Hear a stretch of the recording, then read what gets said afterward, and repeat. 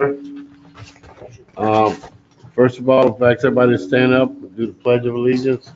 Mr. Bart, would you, Commissioner Yakimsak? Pledge allegiance to the flag of the United States of America and to the republic for which it stands, one nation under God, indivisible, with liberty and justice for all. Ms. Susan, would you do the roll? Here. Here. Here. Bill Hogan. Here. Joe McFarland. Here. Jerry Smith. Absent. Bart Yakusak. Here. Mr. Chairman, there are 6 commissioners in attendance, and we have a quorum. The Secretary of Monte is also present. Next, thank you. Next item on the agenda is the adoption of the November 1st commission meeting minutes. Gentlemen, you have had the opportunity to review. Any questions? What are your wishes? Motion approved. Motion by Commissioner Corville, second by Commissioner Hogan. All those in favor signify by saying aye. Aye. Opposed? Minutes are approved. Commission special announcement and personal privileges.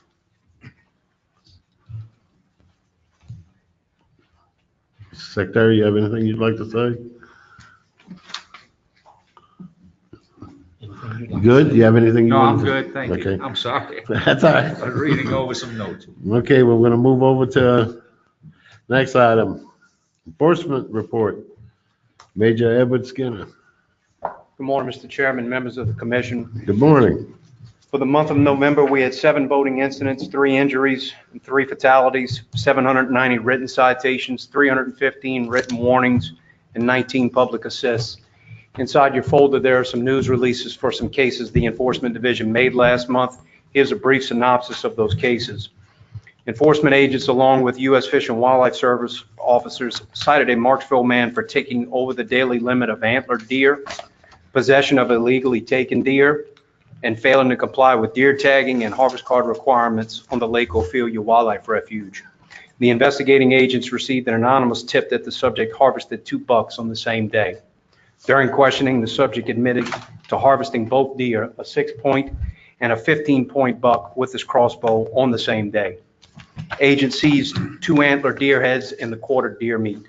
In addition to the criminal fines and possible incarceration, the subject also faces civil restitution totaling $2,033 for the replacement value of the illegally taken deer. Agents cited 2 men from Avoyles Parish for taking over the daily limit of deer, taking deer from a moving vehicle, taking deer during illegal hours, taking deer with an illegal weapon, possession of illegally taken deer, and intentional concealment of wildlife. One of the subjects was also cited for failing to comply with deer tagging requirements. Agents received a tip about 5 freshly killed deer beneath a wooden bridge in Plauchetville. Investigating agents found the deer and uncovered information that led them back to the subjects. When the agents made contact with the subjects, 2 more untagged deer were discovered. The investigation revealed that the subjects were hunting during illegal hours and killed 4 deer with a 17 caliber rifle and 1 with a crossbow from the road out of a truck. The subjects decided to throw the 5 deer over the bridge because they thought agents might be looking into their illegal activity. In addition to the criminal fines and possible incarceration, the subjects also face civil restitution totaling $8,123 for the replacement value of the illegally taken deer. One of the subjects faces an additional $3,249 in civil restitution for the other 2 deer. 2 Louisiana men were sentenced in the U.S. District Court, Western District of Louisiana in Alexandria for pleading guilty to placing bait to take migratory game birds and hunting migratory game birds over a baited area. 1 subject also pled guilty to hunting migratory game birds without a state duck license and without basic hunting licenses. The guilty pleas were the result of an investigation in which the subjects were cited for migratory game bird hunting violations in Catahoula Parish near Harrisonburg. 1 subject was ordered to pay $3,610 in fines, and his hunting privileges were suspended for 2 years. The second subject was ordered to pay $3,540 in fines, and his hunting privileges were suspended for 3 years. This concludes the enforcement report, Mr. Chairman. Any questions from any of the commissioners? Thank you, Major. Thank you, sir.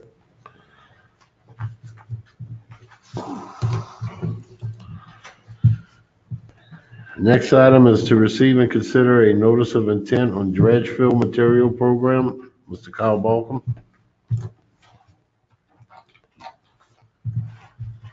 Good morning, Chairman Somini, Commission members. Morning.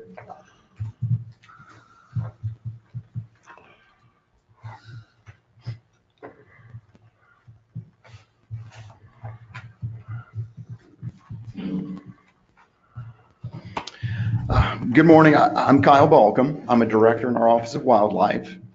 And y'all might recall 2 months ago, I was here before y'all. I gave y'all an overview of our dredge fill program. So today I'm back to present our proposed rule changes. And just a little background, this was motivated by 2 audits. We wrapped up a year ago in a legislative audit. And earlier this year, we had an internal audit. The findings of those 2 audits both recommended that we revise our rules and regulations, which had become outdated since some legislation had passed, primarily in 2007, which I'll get to. But that's the motivation for me coming here before you today. I'm going to jump into a quick overview, and then we'll get into the specific rule changes. Okay, so our dredge fill program, you are required to get a license from our department if you intend to dredge from water bottoms of the state. We issue approximately 60 to 55 licenses a year. Half of those are commercial. The royalties are based on the amount of material dredged from our water bottoms and is deposited into our conservation fund. To give you an idea of how much that generates for the department on an annual basis, you can see the last 3 years, it has brought in $2.7 million. So just under $1 million a year. Prior to dredging, licensees have to provide to the department either a performance bond or they prepay the royalties before they dredge. And most of our licensees prepay that amount, almost all. There's an exception for coastal restoration work or navigation projects. They can be exempt from the royalty, and port authorities are also exempt in legislation. Okay, this is a tool we utilize in our determinations. This is the state claimed water bodies, just a snapshot from the Office of State Lands, their website. As you can see, most of the state claimed water bodies are major river systems in Louisiana and are nearshore coastal waters. And this shows you over the last 2 years, these are our commercial operators. They're obviously functioning or operating on the Mississippi River, as you can see from this map. We have a few on the Red River in the Shreveport area and a couple on the Atchafalaya River. A little legislative and commission history here. The program was created in 1986. At that time, the legislation required a permit to dredge. It provided some penalties and directed the commission to promulgate rules. In 1989, there was additional legislation, that exempted government agencies engaged in coastal restoration activities. In 1993, our commission promulgated rules. They set royalties, bond requirements, and then in 2007, and this was significant for the program, Act 454 of the legislature established 5 classes of licenses. They revised the royalties and how they're determined. And a lot of the changes we're discussing today are a result of this legislation. Okay, so to keep it organized in my mind, we have 3 types of changes, and I've kind of got a color-coded system as we work through this. The first, it's just so that our rules can be consistent with statute, and primarily the 2007 Act, which changed our program. And we have been operating our program based on those changes since 2007. The second type of change, we're formalizing long-standing practices. This program was transferred from the Office of Management and Finance to the Office of Wildlife in 2005. We adopted their day-to-day practices. And it's our desire here to put those practices in our regulations. And then third, we have some new proposals we'd like you to consider. Okay, so again, these are changes that would just make us consistent with statute. They change the language from permit to a license in 2007. They created the 5 classes of licenses that we utilize today. And they also changed how we determine that royalty from a combination of the type of material you're dredging and the volume to just a simple volume of material. And this table is what we're working with today. These are 5 classes, A through E. I did identify our first 2 as commercial for your sake. These are the operators that generate most of the revenue. As you can see on the far right, that column shows the royalty payment from a high of 29 cents per cubic yard for a Class A. And those are operators that are dredging from usually the Mississippi River, Red River, Chapalaya. They are stockpiling that material on their property and then reselling it for profit. Class B is similar, but those operators are using that material for themselves other than for resale. And that's a bit reduced to 25 cents per cubic yard. Class C, we loosely call residential. The vast majority of our Class C licenses are residents living on a state water bottom, and they are constructing a bulkhead, and so they dredge in the water bottom to put that material behind their bulkhead. That's a vast majority of those are. And that's 15 cents per cubic yard. Class D is if there's a public benefit. Usually it's coastal restoration or a navigation project. It's 5 cents per cubic yard, and that can be waived entirely with letters of support from state agencies and their local coastal zone management. And Class E is a catch-all. We have not utilized that classification, at least since 2005 when we inherited the program, or since this legislation. Okay, now we're transitioning to formalizing our long-standing practice. So again, we've been operating with these practices, but they are not in regulation. Our first one, upon failure to pay a royalty when due, we assess a penalty of 1.5% per month to the royalty, on the royalty owed.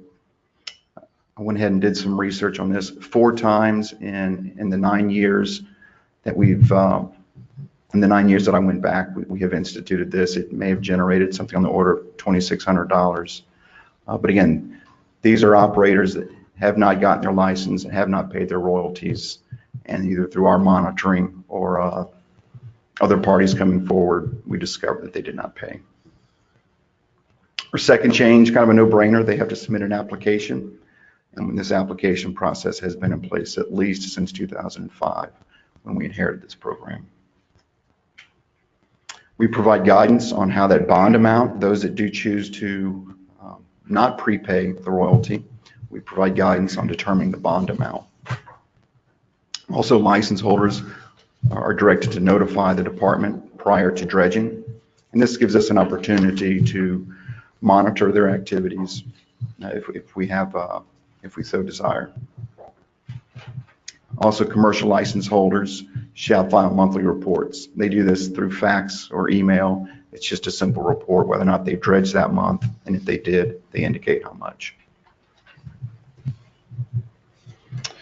This is extremely important. Pre and post dredging cross-section surveys of the receiving pit is provided to the department. Those surveys have to be conducted by a certified professional engineer or land surveyor, and those surveys determine the quantity of material and also the royalty that is owed to the state. And then some auditing functions. LDWF is authorized to examine records pertaining to the removal and sale of dredge material. And we also reserve the right to inspect equipment and any contracts to keep a check or a close eye on the holding pits that are being filled. And we have increased monitoring over the last couple of years, more recently, especially since our audit findings recommended it. Okay, now we're moving to our new proposals. Our first item here is we are clarifying, we're making a change from state-owned, which is a term used in our current rules and regulations. We're changing that to state-claimed to be consistent with our Office of State Lands. We do propose also to increase the commercial license fee, the Class A and B, from a current fee of $25 to $50. And it's worth mentioning, in statute, it caps that license fee at no more than $100. We thought $50 for the large operators is consistent with other commercial fees the department assesses. This next item, and again, this one is also intended to ensure compliance with our operators. Commercial license holders that exceed the licensed dredge volume, so the amount that their license says they're allowed to dredge. If they exceed that, we would like the authority to levy a penalty of 5 cents per cubic yard calculated on the excess volume. This happens because oftentimes they may prepay an amount that is significantly less than what they actually dredge, or their bond amount is very low compared to the volume that they intend to dredge. The vast majority of companies come to us within the month and they make it right. They pay the additional amount. This is for those 3 to 4 or 5 months out, we find out that they've over dredged either through their turning themselves in or from our on the ground observations. So we do say may. We would like that opportunity to assess that penalty. Just looking back the last 2 years, we've had 9 licensees over dredge. Some of those it was a minor amount, but others it was significant. So we're really just hoping that this rule change makes sure they stay in compliance. And then finally, a pre and post dredging photography. We're asking that be submitted to us. And again, we have one staff member that operates this program. This is another tool that just helps us check up on them. We can always compare post photography to a site visit to make sure nothing has been added to that. So just another tool at our disposal. And then finally, I wanted to finish. I had 2 questions in October from our commission, and I wanted to address those here. One question had to do with dual claimed. How will the department treat dual claimed waterways? And for those not familiar with dual claim, they're water bottoms that the state claims and private parties also claim. It is our intention that all state claim water bottoms, including duly claimed, are considered to be claimed by the state, and therefore they would have the same license requirement and royalty requirement. Finally, Commissioner Sinceri had asked about how much material has been dredged from the Mississippi River in the last 3 years. As you can see here, it's approximately 3 million cubic yards. The 2018 number, I don't believe it's final. There may be some additional added to that, but that's what we've determined, 3 million cubic yards a year from the Mississippi River.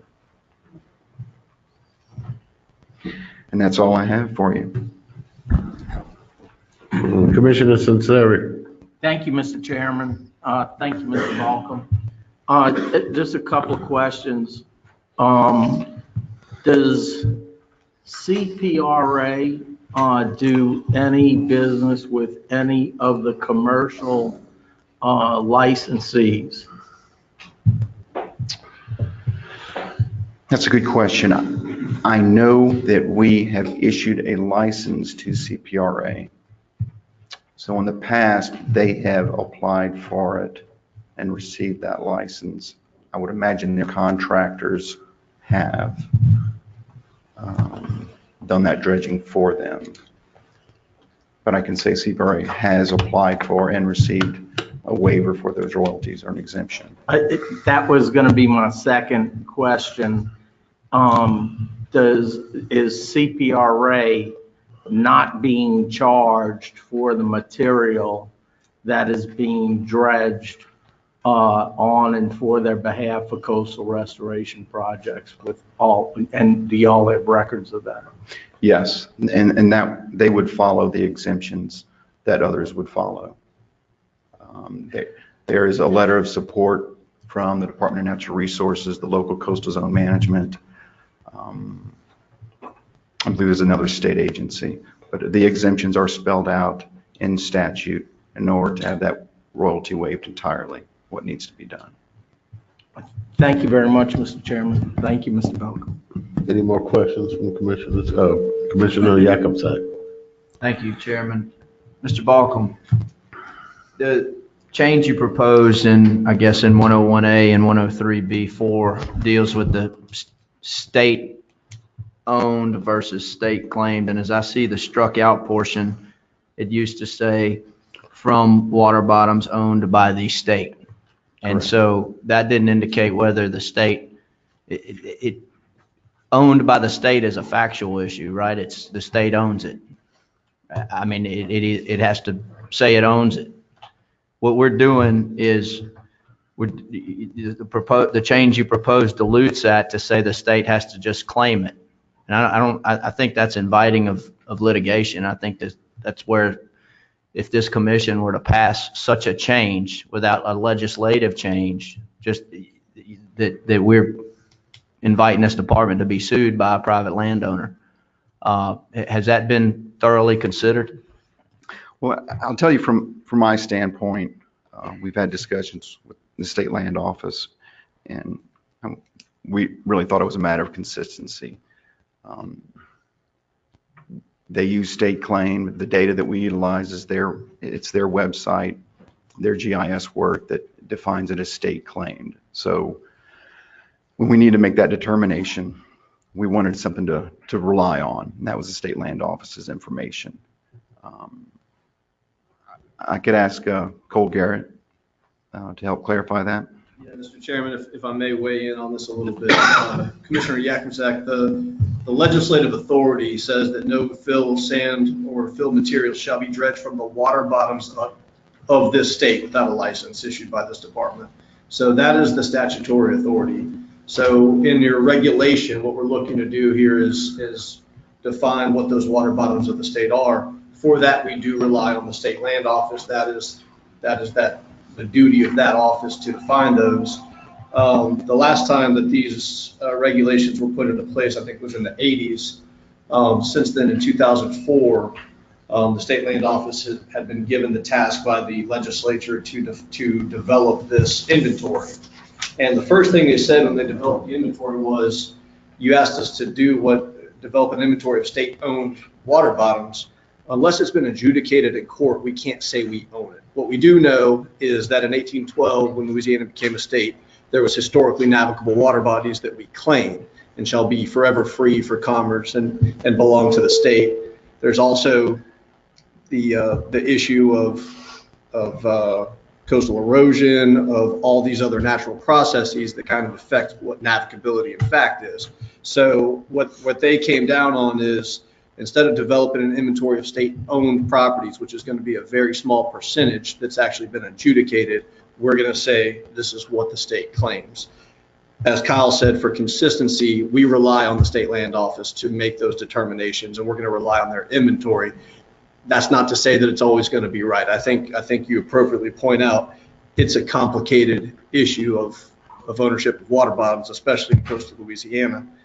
But we do need to be consistent, and I think it is appropriate for us to rely on the state land office to make those determinations. So that's the purpose of the change from owned to claimed. Mr. Chairman, Commissioner Corville. Mr. Balcom, I might address Mr. Garrett. Mr. Garrett, you mentioned that state lands office website, which I'm fairly familiar with. In it has an area defined in blue as state claimed, which, if I'm not mistaken, includes the major rivers that were cited in the proposal. Then it also makes a distinction to duly claimed. It would seem the intent of this is to stay on the stuff that was clear, invested with the state with the township plats. And that area is in blue. If you limited this program to that definition that you're relying on, I think it would be a little bit more palatable to all the parties involved and be consistent with what I understand is the intent of this program as it's operated for probably almost a decade, I guess now. And then leave the stuff that's in red, subject to negotiations, if you will. Because I share Commissioner Jakubczak's concerns. This is an overreach in my opinion, and I don't know that I can support it as written because it's a broad step from where you're currently operating under and where I guess on this maybe the fourth slide you see where it comes off the red and the Mississippi and looks like a piece of the Atchafalaya. You're now expanding that to every part of the state. Some of it the state actually does own, and some of it the state, many would argue, doesn't own. And so I don't know if we can do it in this process now or if we need to come back and revisit it for my purposes. But if you limit it to everything that was in blue, and sure, acknowledging that changes, but in my experience with the State Lands Office website, they've been pretty diligent at redrawing areas that they claim and believe they own. That might be a little bit more consistent with how this program is operated, besides this new broad overreaching expanse to include everything the state thinks that they might own. That language is troubling to me for various reasons, and that may conflict me out to even voting on this. But the way this is written, I can't get behind it. I do have a couple of questions. Can you respond to that if you care to, and then I have some actual questions. I do care to, and I'll try to touch on the points you brought up. I would first off say that this isn't a new or broader definition for state water bottoms than it has been in the past. State water bottoms are state water bottoms, and what we have to rely on is the State Lands Office definition of those. The duly claimed, the red portions of the map that you're talking about, all that means is that somebody has come and said, we also make a claim to this. It doesn't mean that the state has any less of a claim to it. The state still is claiming those water bodies. As a body, as an agency that's in charge of the public trust, I don't think that we can just unilaterally say we're not going to call those state claimed water bodies because they're water bottoms because there's a competing claim. I think we need to recognize the competing claim, and I think the State Lands Office does. But I don't know that we can just say that we're going to ignore the state's claim to those water bottoms. You know that it's been done in the past for minerals and in instances with oyster leases, where if there is a good claim and good title, and in lieu of litigation, there can be negotiated settlements to keep the state from having to go through litigation costs or even the private landowner. And those have happened several times in the past, but I don't know that it's proper for us as a public trust agency to just ignore the state's claim to certain water bottoms, even if there is a competing claim. I guess in rebuttal, I'm not suggesting you do that. What I am suggesting, though, is in your second to last slide, you're saying you're not even going to recognize the dual claim status. You're going to consider them all claimed by the state, and these fees apply. And that's the part I have trouble with, because in my judgment, you're eliminating the negotiations, and like you do on oil and gas leases, and saying, this is the number, take it or leave it, deal with it. That's the way, and again, I'm not a lawyer, but that's the way I read it and interpret it, and that's what I'm having trouble with. I understand, and not to be argumentative at all, but the dual claim, again, there's two competing claims. It's not some half claim by the state, and it's not some partial claim. The state is a full claim. It's just a recognition that there is also a competing claim, and I think that's where you get into the ability to negotiate a settlement in lieu of litigation. But certainly, I just don't think that we can treat it as a partial claim. And perhaps the language, though, can try and capture that where it leaves that flexibility, because as I read it, and again, I'm not a lawyer, this is the rate, take it or leave it is the way I interpret that. But we can move on beyond that. It sounds like I have some other questions later though. Commissioner Yakovsek. Chairman, I've got a question or response for Mr. Garrett, and I don't think he meant to leave it out, but you explained that the red areas are where the state owns them and somebody else has come in and claimed ownership. When I think the other part of that is it also can mean that someone has owned that land since 1812 and that something's changed. Water covers it some part of the year or some of it's eroded. And now the state comes in and says, because it eroded, we own it. And we're going to collect fees off of that land. When the landowner has a title from 1812 saying we own this. And so that's the other half of the way you explained it. And I think what Commissioner Corville is pointing out is that I don't think on any of those red lands do we have commercial dredging activities. There may be a permit to be, and I work with a company who may be in this situation, so I might likely not vote on this, but you have a situation where a permit may be pulled for something relatively minor, and it's within the title of the landowner's sovereign title, and there's been erosion, and so the state now wants to collect a fee on that portion. I think that's what I don't think that there's commercial implications to that, and I think that's what this fee is mostly about, is commercial dredging activity. So I think what he's asking that the department consider is that you not make a new proposal dealing with state claims and leave this to dealing with water bottoms owned by the state. So my 2 cents. I think Commissioner McPherson may have had a question, but I've got one. Go ahead. Oh, thank you, Mr. Chairman. On the licenses on the classes, so under this proposal, if I'm a private landowner and I want to go and bulkhead and I live on a waterway, and in addition to getting a coastal use permit, now I've got to come to you guys and get a license? Or when I file my coastal use permit, does it sort of prompt this license securement? I'm assuming I'd fall under Class C. Correct. How does that work, and how is that different than what's happening now? Or it isn't different?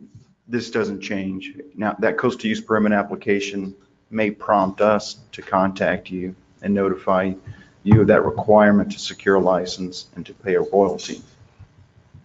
But the two applications, a coastal use permit application does not replace our application. That would be a further requirement. So I review permits every month when they come out. All of these bulkheading projects all have come to the department and secured a license. Correct. How all these people know this is a requirement of them? They would be notified of the requirement after we become aware of it through the coastal use permit process. Okay. So we're reviewing all coastal use permit applications. So then you guys send them a note, hey, by the way, you need to get this license and you need to pay us this amount. And is this amount in addition to what you see when you're having to pay a dredge fee through DNR? Those guys want their 10 pieces of silver as well. I'm curious, how do you have two state agencies asking to be paid on the same piece of dirt? I would believe it is an additional dredge amount. I'm not familiar with what the coastal use permit, the coastal use permit process requires as a fee. When there's dredge involved, they charge you a fee. So, but these are two separate animals. Correct. Operating, doing their own thing. Correct. Okay. That answers my, and so all of these guys who are dredging for commercial purposes, they all have to go through the Corps and get a coastal use permit and all that other stuff as well. That's the last question I had. Thank you. Commissioner McPherson. I'll address this to Cole. We're changing the fee structure in this also. Was there a fiscal note on the legislation? Because it looks like we're reducing primarily the cubic yard cost, and I know there's very little gravel produced in the state compared to what it used to be and all, but was there a fiscal note to see how this is going to affect us? That's a good question, and you got me there, Commissioner. It was an act passed in 2007. I'm not aware if there was one, but I assume since it dealt with a fee, there probably was. Kyle, do you know? I do not know. I wasn't responsible for the program then. I can But get that but those information fees, for you. correct, those fees were I want you to be established. looking that up because I think any time that we're doing something like this, if it's going to affect our bottom line, we need to be aware of it. And this is a question for you, Ms. Vaughn. On the C class permit, in your illustration, the most common use of that, somebody builds a bulkhead because they've had some lake erosion or something, and they want to prevent it to keep from eating up their camp yard. Do you still have to hire a surveyor or an engineer to go out there and do that? No, Commissioner McPherson. We would use the volume of material reported in their coastal use permit or their Corps of Engineers permit. So they are going to submit plats to those regulating agencies showing their dredge work and the volume that they intend to remove, to put behind their bulkhead. Now, this is North Louisiana. This is above I-10. So I'm building a bulkhead on my property because I had erosion from the last 2 floods. And I just want to take some dirt that washed out into the lake and put it back on behind the bulkhead.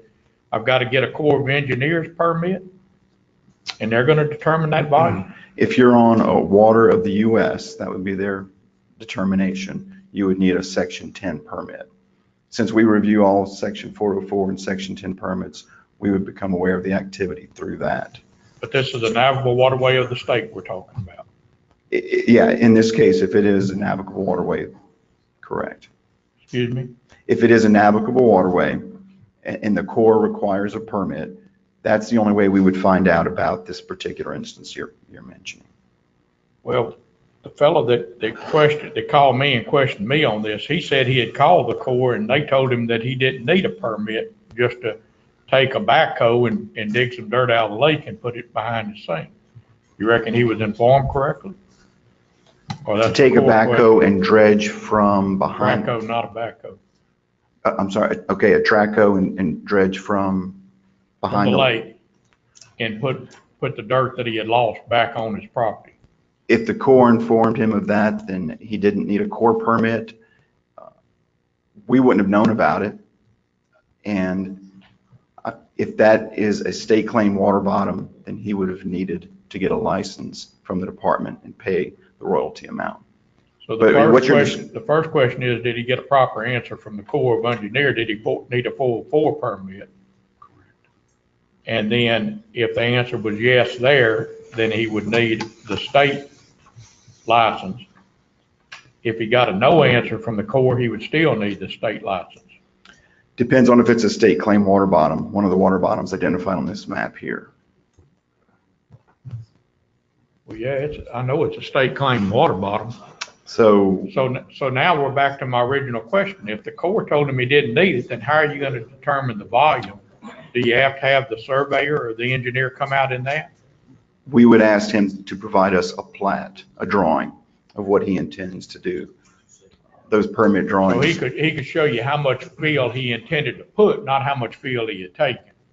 Now, in other words, you wouldn't have to do a cross section of the lake bed. You could do a volume determination of what he was filling.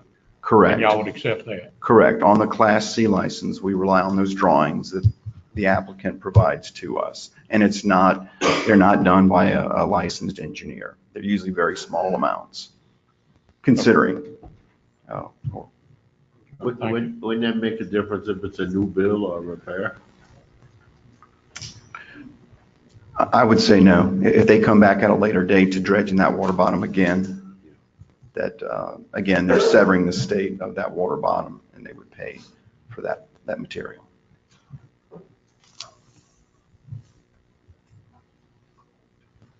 Okay.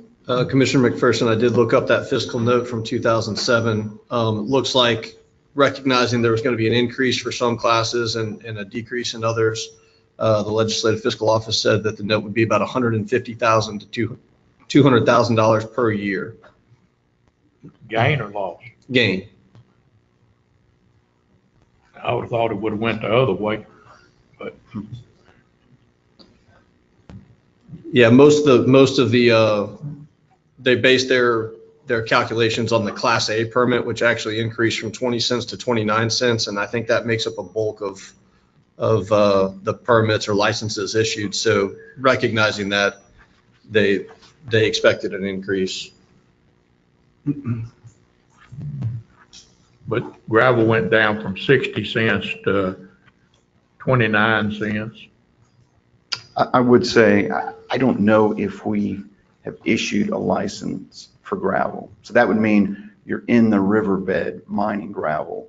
And that's something most regulatory agencies, Fish and Wildlife Service, the Corps of Engineers, in-bed, in-stream mining just isn't done as much. So I think we just don't see. All of those on the meat and tangible and all, they're all Well, gone. they're going to be on their property, on a sandbar, on a gravel bar. They're not in the stream below the mean low water level, mining in the river. And if they are, they're doing it generally unauthorized. All right, that's probably the reason. Yeah. Thank you. That's- Any more questions? Mr. Chairman, Yes, sir. it's, am I understanding right that the department staff doesn't have any intention on revisiting this state-claimed versus state-owned issue? Or, I mean, are you guys dug in on this, or where do you sit on that, on trying to refine and redefine what the true intent of this is and its broader application? I can weigh in from a legal standpoint. The statute mandates that fill sand or fill material being dredged from the water bottoms of the state must be licensed. And for consistency's sake, we tried to use what the State Lands Office defines as state water bottoms, which is their inventory of state claimed water bottoms. So that's why you have the language in the proposal that you see. It's a tough question, and I'll admit, but my preference would be to revisit this and try and refine it, because this is a broad expansion of what this program's footprint currently is dealing with, in my judgment. Thank you. Commissioner McPherson. Cole, wasn't the legislature in their authorization, weren't they silent on the issue of dual claim? Their authorization of what? Of this program? Correct. I don't know. I didn't see anything in here that dealt with dual claim. Kyle, am I missing? No, you're not missing anything. So they didn't contemplate the dual claim scenario. They just said that if it's dredged from the water bottoms of the state, that you needed a license and you owed this. Well, I think that would be the reasonable solution, is instead of inviting the litigation, because we're going to try to include dual claim, the legislature didn't claim it. I've never seen, and you may tell me that they've got them all over, but when I look at a map of state claim water bottoms, I don't see dual claimed on it. I just see state claim water bottoms. As you approach the coast, there's plenty of dual claim properties out there. And if I go to the Division of Administration, This image here, granted it's zoomed out, it does show dual claim. You can see on the eastern shore, on the eastern shore of White Lake, it's colored in yellow. And is that Lower Jefferson or Lafourche Parish? I can't tell. It's yellow. You can see some on the west bank of Plaquemine. So you see a yellow or orange color kind of scattered throughout the coastal area. but that would be one way to handle it, is just the legislature was silent on it, let us be silent on it, and state claims it. Then if we want to get into a litigation, we have the right to get in litigation. If the private landowner wants to get in litigation, he has that same right. And we believe that's what the proposal does. Again, trying to be consistent with how the State Lands Office defines state water Well, bodies. you're saying the state land office, and they've got authorization just like we do, the legislation, and that's the reason I'm going back to that again. They were silent on it. They did not mention dual claim lands. Yes, sir. Commissioner Jacobs. I think what's obvious is the department has a longstanding practice of collecting these fees on dual claimed water bottoms. Is that correct? Since this has come to the Office of Wildlife, we have not had this dual claim issue arise. But you do, if you have a dual claim situation, permit application, you do collect the fee, right? That would be our intent. I mean, is that what you do now before this action you're asking us to take? I don't think we've had a dual claimed issue come before our licensing folks.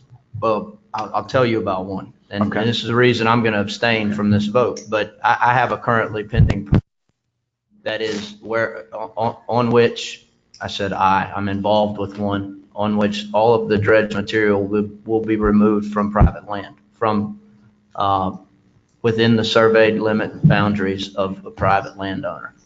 And we've received a fee, a bill to pay for that. And I understand it, but it's the practice, and we're trying to do it here, and we're practicing it under the old statute, which is silent as to dual claimed. So if we're going to do it anyway, I think it's different making it regulation. And I think that's what Commissioner McPherson's concern is and Commissioner Corville's concern. I support this amendment totally, this NOI, but for the changes to section 101A and section 103B4 with regard to the dual claimed issue. Mr. Chairman, members, y'all have the right to amend this, if you want, if you so choose. So if y'all see that there's an issue there, let's just amend it according to what y'all want, and we can move this thing forward. Okay? Commissioner McPherson. Cole, do we do that by declining to accept the NOI today and let you change it based upon our suggestions? There's two ways you can do it. You can decline to take action on it today or vote it down today, and we can come back with different language next time, or you can actually, by affirmative motion, tell us the amendment that you'd like to see, and we could bring it. Well, I don't know if we want to wordsmith here today, or just suggest and let you do it the way the department feels comfortable and bring it back to us. We could just move it till next month. Move it off a month. Okay, well, give them the commissioners. I guess so we know what the will. I don't want to come back and then have it say, no, this wasn't our intent. What I'd prefer is a motion saying in principle, here's what we would accept. It sounds like there's some issue with the state claim definition. I might suggest that we just defer back to what the statute says, which is water bottoms of the state. We're still going to, rely on the state lands office to tell us what those are, but State claim water bottoms. State water bottoms owned by the state of Louisiana. I would suggest water bottoms of this state, as it states in the statute, would be a And we're consistent with the statute. Correct. Okay, I'm going to ask a question, and then if I'm in order, I'd like to make that motion. When did we first receive this NOI? I believe a presentation was done, preliminary presentation was done 2 months ago. And Did we have this same information about that's where the question of dual claim property came up, and that's what sparked Mr. Balcom getting with State Lands Office and discussing how we might define that. And I think that's where, so as far as when this notice of intent got to you, I'm not sure. I have to defer to Kyle or Susan. See, the issue came up and it was discussed, and you went to the State Land Office, but this is our first chance, I guess, whenever we received it for this meeting, To look at And- this specific language, yes, sir. And we had some discussion, and I think someone suggested that if we could receive them when they're sent to the D of A or whatever that process is, I think you maybe made that suggestion, that would maybe be helpful, that as you're sending it to them for their review, you could send it to us, and maybe we wouldn't lose these opportunities for input and things. But with that, having said that, I would make the motion that we not act on the NOI today and ask staff to consider bringing it back next month with that change to have the language in conformity with the state statute. Motion by Commissioner McPherson, Second. second by Commissioner Censeri. Abstain. Any comment? Any comment from the public on this? Okay. All those in favor signify by saying aye. Aye. Opposed? Let the record show that Commissioner Yakubczak and Commissioner Corville abstained. The motion passed.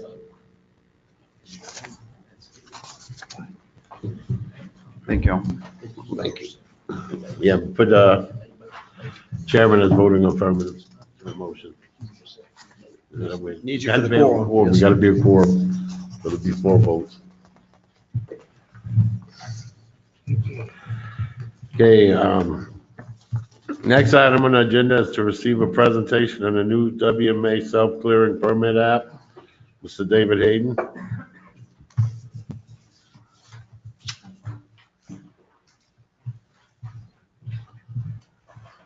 Thank you, Mr. Chairman. Good morning, Commissioners. My name is David Hayden. I'm a Program Manager for Operations in our Wildlife Division.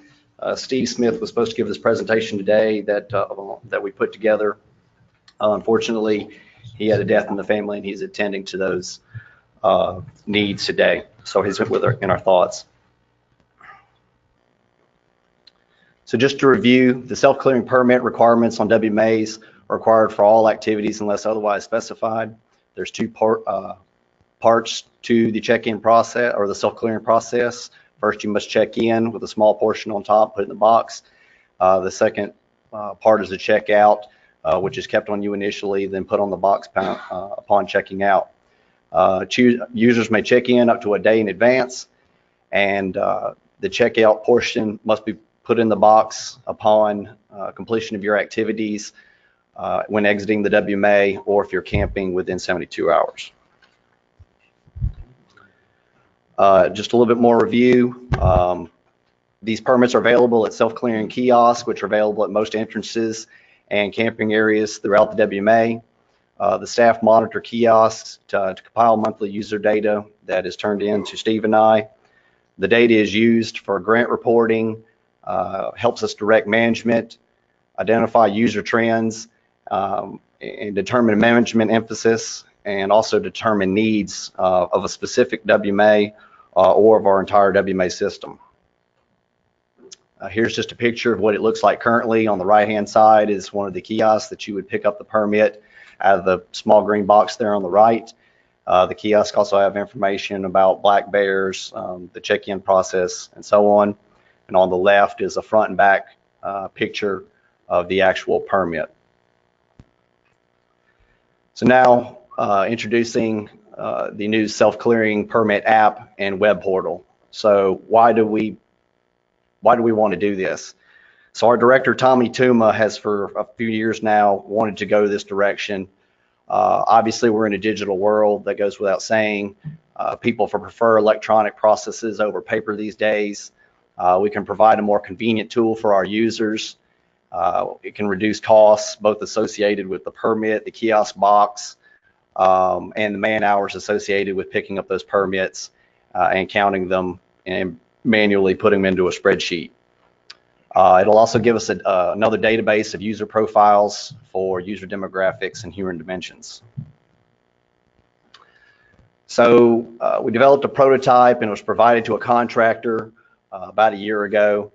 The contractor developed this app through a series of reviews, tests, and meetings with myself, Steve Smith, Tommy Tuma, and our OTS representative, Alvin Henry. He was very instrumental in the process.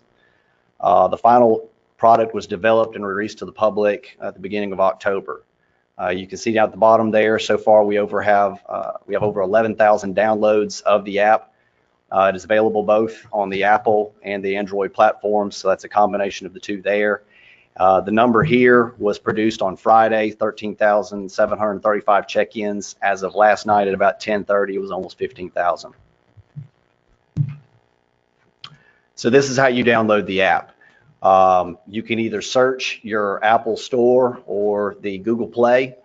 It's important to mention it's not in iTunes, it's in the Apple Store. Or you can go to our website. It's available on several different places on our website, both under the public areas and recreation tab, but also within the WMA's tab. You click on there, your iPhone, it takes you directly there, and it's just like downloading any other app with a series of questions. So I'm going to go through these next few slides briefly, but fortunately for us, on Friday we received a video from Joel Courtney with our Public Information's Office that's going to really take, it's about a 3-minute video, and it'll take you through the basic process of this app. So here's what it looks like when you open it up. You briefly get the spinning wheel of death, and then you get the information of the app. This is your initial screen. The entire app is built within the phone, so if you don't have signal, you can still complete the check-in and the check-out process, and then when you do receive signal, it uploads the information to us. The upload is within a few minutes. It's almost instant when we were testing this. So you press check-in, it gives you, there's all your current permits there. We made it very user-friendly. Basically all the features are on a roll. Dial, so you can't mistype, you can't, have any other errors. You select your WMA, you select the date, which you can easily, if you want to, you can just say today, and you can select the time. If you want to, you can just say now, and there you go. Once you complete your activities and you're going to leave the WMA, you press the tab to the right-hand side of the WMA you wish to check out from, and you're brought to the checkout screen. You select add activities. If you're familiar, on the back of our checkout cards, there's a list of activities where you check them. Well, that's what you're doing here. You just select add activities. For this case, you select hunting.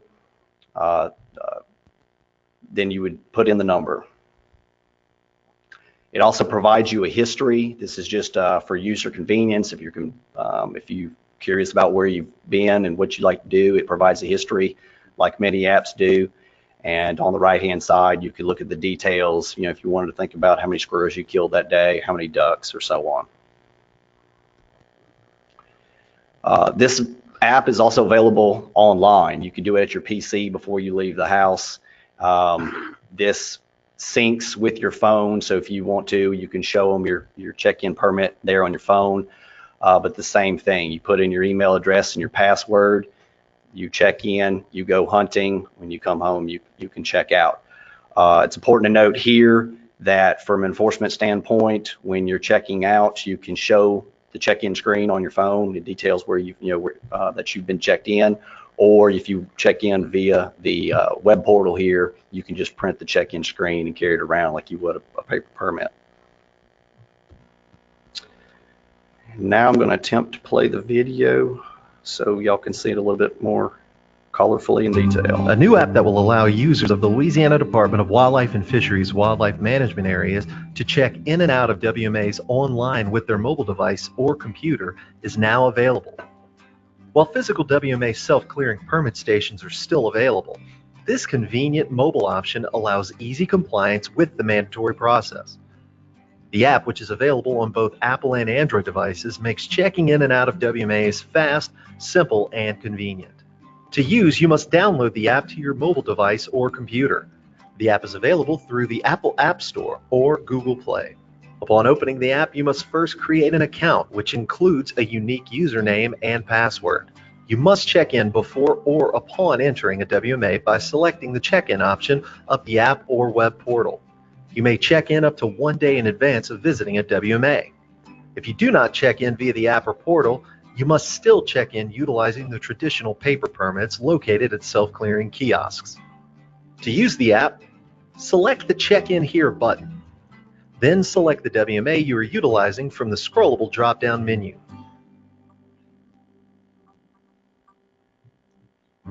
After that, select the date and time of your current or future visit. Once selected, click the Submit Check-In button. You are now checked in to the WMA and will not have to do anything else until ready to check out. The WMA Check-In app provides convenient access to all current or pending WMA permits. If you're utilizing the web portal to check in, you can print the current check-in screen from the web portal or show the active permit screen on your phone to show you are checked in. Once you've completed your activities at the WMA, the checkout feature of the app is simple and easy. To check out, select the active permit and click the associated checkout button for that permit.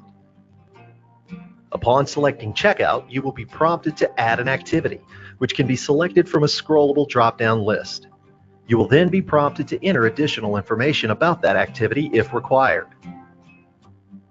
After completing info for an activity, you will have the ability either to enter an additional activity via the Add Activity button at the bottom, or to complete the checkout process by pressing the Finish button at the bottom of the screen, and then selecting the Complete Checkout button. And that's it. You have successfully checked in and out of the WMA with this convenient app. The app also features a helpful history section, which allows you to access your personal history of permits and the details of each entry. The Settings button allows you to access your profile and change your email address, password, or login status. This section also provides access to the Operation Game Thief phone number. Though network access is required for downloading and creating a profile on the app, you do not need an active data signal when utilizing the check-in, check-out features, which can be helpful in remote areas where cellular service is unreliable. Thanks for your interest in the LDWF WMA Check-In, Check-Out app, and we hope you find this a useful tool as you take your journey into the sportsman's paradise.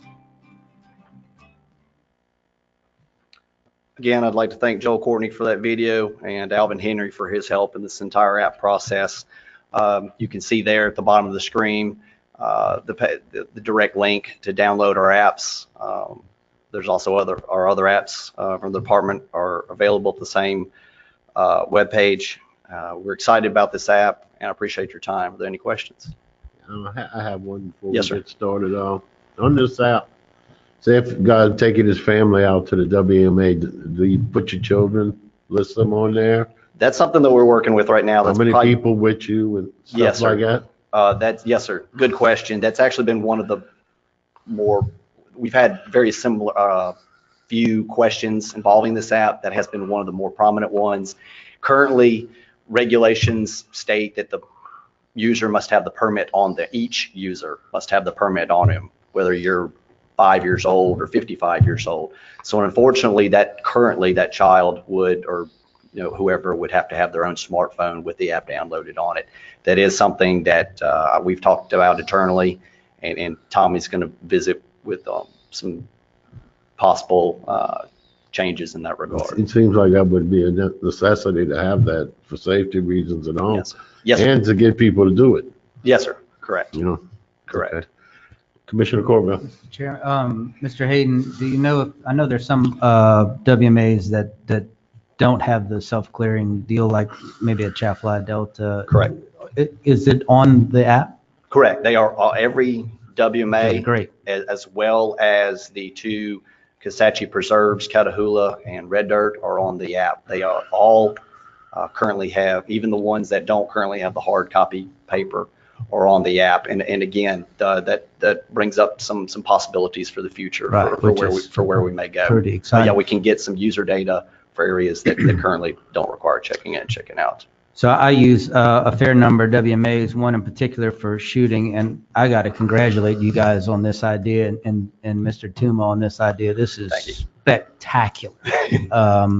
I use it to check in and out of Sherburne, and this is long overdue, and congratulations, Secretary Monase, Assistant Secretary Myers, Mr. Hayden, you and Mr. Smith and Tommy. This is spectacular. Thank you. We didn't realize. Congratulations on the forward thinking. This is exactly what we needed. Outstanding job, guys. Yes, sir. And strangely, we're the first state to have an online, or excuse me, an app that you can self-clear with. Mississippi is closely on our heels, and I had about an hour-long conference call with them in reference to their WMAs. They're pretty much going to mirror what we've got here. This is great. I one more bite at the apple. The only thing I would ask that you guys consider looking at in the future is if you could do harvest reporting through the sort of same process. While that process is very, very easy and very, very good, and I want to commend you guys on that as well, it would be great if, while I'm on a WMA, it would help me comply, I think, even that much quicker if I had the option in this app to report harvested game, maybe even just a link that would jump me to the harvest reporting part of that. That would be sort of hamburger and apple pie, but this app is spectacular. For clarification, what are you referring? Because you can report that you killed a deer, squirrels. Well, no, to validate my tags. Oh, okay. Yes, sir. Yes, sir. And the tag validation. Right, and in conjunction with, again, with this is step one. We've got I agree with you. We've got a lot of ideas. If we could bring that in there somehow, again, the process to validate tags is about as user-friendly as it gets. Right. This would be the icing on top kind of deal. But yes, sir. We refer to this as phase one, and we've got a lot of phase two and phase three. Again, speaking with Alvin internally, even with Brian McClinton, we've got a lot of ideas for where we. This thing is spectacular. Like Congratulations, guys. That's awesome. Any other commissioners? Commissioner Sinceri. Thank you, Mr. Chairman. I'd like to say similar things. I think it's a great move by the department. I think that this is a wonderful way for resource management to be going into the 21st century, that we can see exactly what's being harvested and taken from hunting, and I'd like to see it for fishing as well. And this is a great step, and I really appreciate the department's work on this. And as it being a new thing, there is going to be a few little kinks to work out, but we'll work through those things, and we're leaders. This state is a leader, and congratulations. Thank you. Thank you. We hope more to come.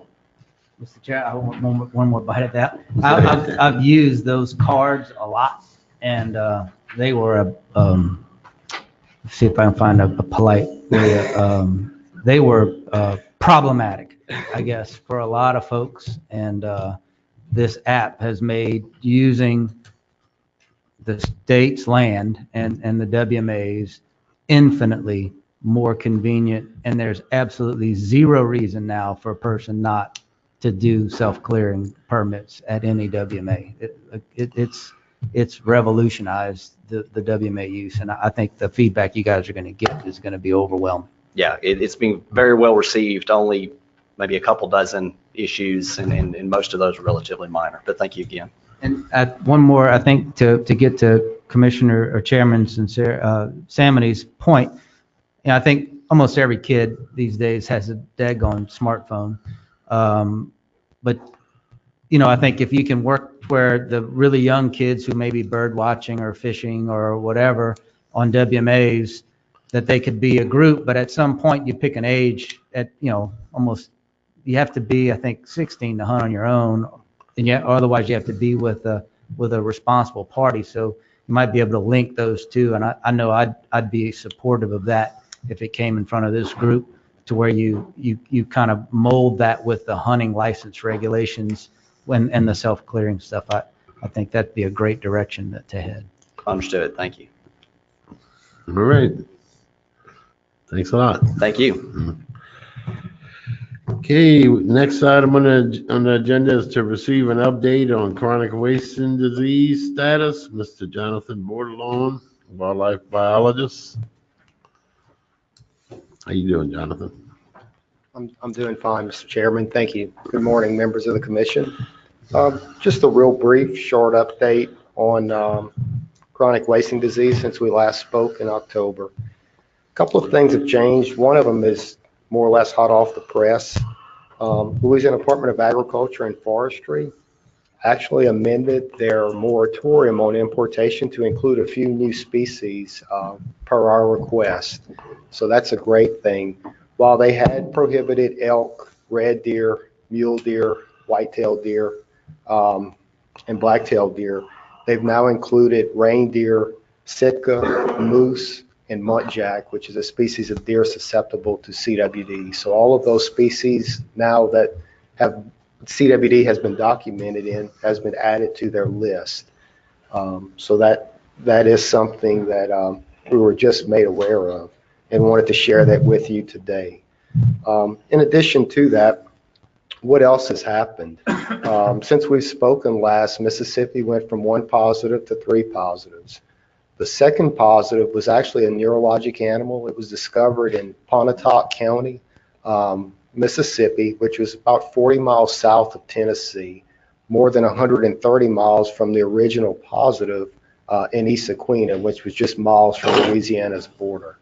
So that second positive, pretty far removed, that led them to put in a new CWD management zone specific to that area or specific to that portion of the state. Since then, they've had their first hunter harvest CWD positive animal, meaning a deer that was healthy, walking around. It was actually harvested by a hunter just through normal recreational hunting. That sample was submitted to their agency for testing, not out of suspicion, but just out of a monitoring effort. And that animal did test positive. Now that third confirmation or that third positive was actually in East Sequina, the same as the first. So we were talking about 2 positives within about 6 miles of one another in East Sequina, so right there along Louisiana's border.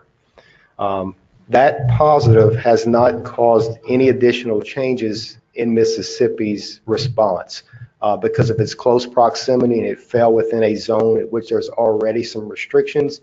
They're just simply maintaining those restrictions and moving forward with additional testing. So then we're going to jump to Louisiana. So in Louisiana, we have been testing. We've been testing prior to the season. I won't rehash the efforts we made in the spring, but since then, we've obviously going to get some roadkills. We're going to get some calls from hunters or from residents of suspicious animals or symptomatic animals, and we've responded to those throughout the year. What we're doing now is actually collecting a lot of hunter harvested deer. We did that through a couple of different methods. The first, we utilized our wildlife management areas.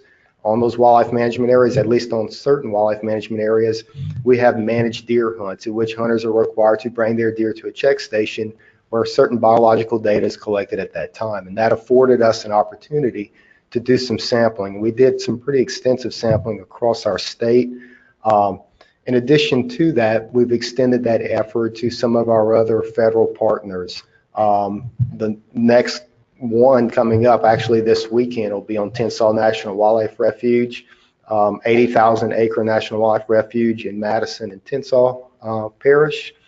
While it was outside of the 25-mile zone that we sampled in the spring, it is certainly within the surveillance zone, which was established as the boundaries of those 3 adjoining parishes to the Mississippi positive. So we'll actually be sampling there, hopefully collecting anywhere from 100 to 200 samples this weekend from that managed hunt. So that's going to bolster our numbers in that part of the world. I will say that where we've sampled in Northeast Louisiana, we've sampled some of the same areas that we sampled in the spring, but we've also focused on many of the properties that are within those 3 parishes that were outside of the zone. So we basically extended that search outward to those parish lines rather than restricting ourselves to a 25-mile line. And in addition to that, we've been sampling across the state opportunistically, primarily through our DMAP cooperators. We have 700 participating clubs in that program scattered across our state, and that just gives us a point of contact with hunters, and we've utilized that relationship and that program to solicit samples. And the final group have been folks that are specifically interested in having their deer tested. We haven't had many requests for those, but we have had some. Those animals are being tested at no cost at this time. We're just treating them as part of our normal surveillance operations. To date, fortunately, we still have not detected the disease within Louisiana. We do have a lot of tests where we're waiting on results.